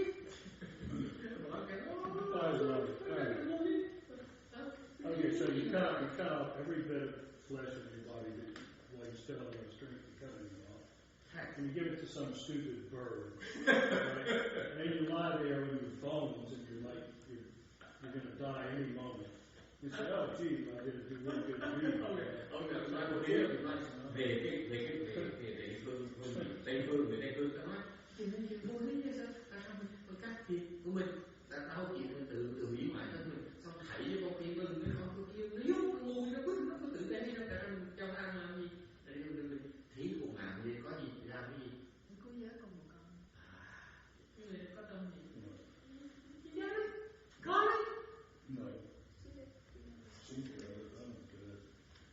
God, this is so important.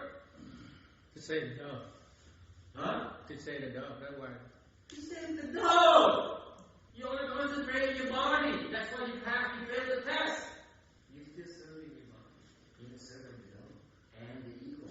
That's how you pass the test, not for yourself. Hiểu phương pháp mà qua cái thử thách chưa? Mình cứu cái con, cứu chúng sanh, cứu con bồ câu, cứu con chim ưng. Mình mới làm. Chứ đâu phải làm cho mình, nếu mà làm cho mình sao mình qua cái thử thách được? She earns her pay for that kind of money. It's called the whole thing.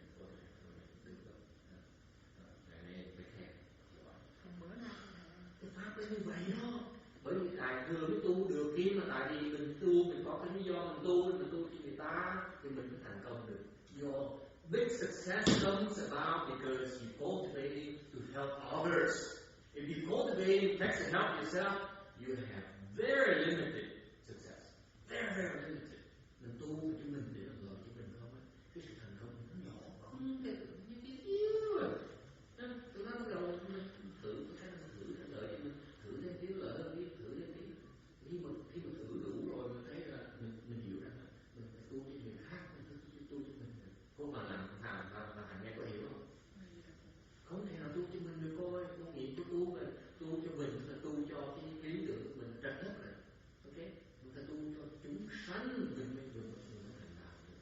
It's very important for you to understand that unless you change around in the course of cultivation and then realize that your cultivation is for the purpose of helping others, you will not get anywhere in cultivation. Ultimately, you'll get stuck. But you have time.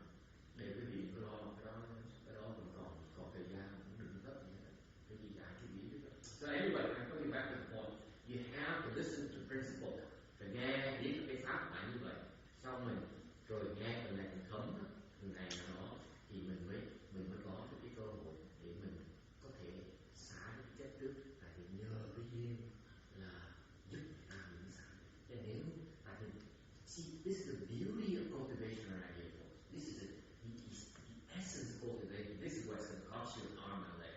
Cái này giảng cái này quý vị rất thiệt thòi lớn nào. Cái này tu vì vậy. Tại vì mình tu nếu quý vị tu mà quý vị cái tu mà quý vị lúc đầu mình tu để đợi cho mình, okay? Từ từ mình phải đổi hướng. Khi tới một trình độ rồi mình muốn có cái bề đó là mình tu, mình hiểu cái đẹp của tu, cái hay của tu, cái lý tưởng của tu để giúp người ta. Cái đó là cần thiết. Đừng có tu nó tôi muốn tu để tôi sướng được. Mà khi mình tu mình phải giúp người ta sướng, đó mình sướng không thể được cái gì, cứ không thể được. Beyond speech, I'm saying that okay, all of us begin when you begin to cultivate is to benefit yourself. Okay? Eventually, as you progress along, you realize that in order to get the big jackpot, the big lotto, super lotto, you have to change your paradigm and understand that for you to get the big prize, you have to be cultivating to help others.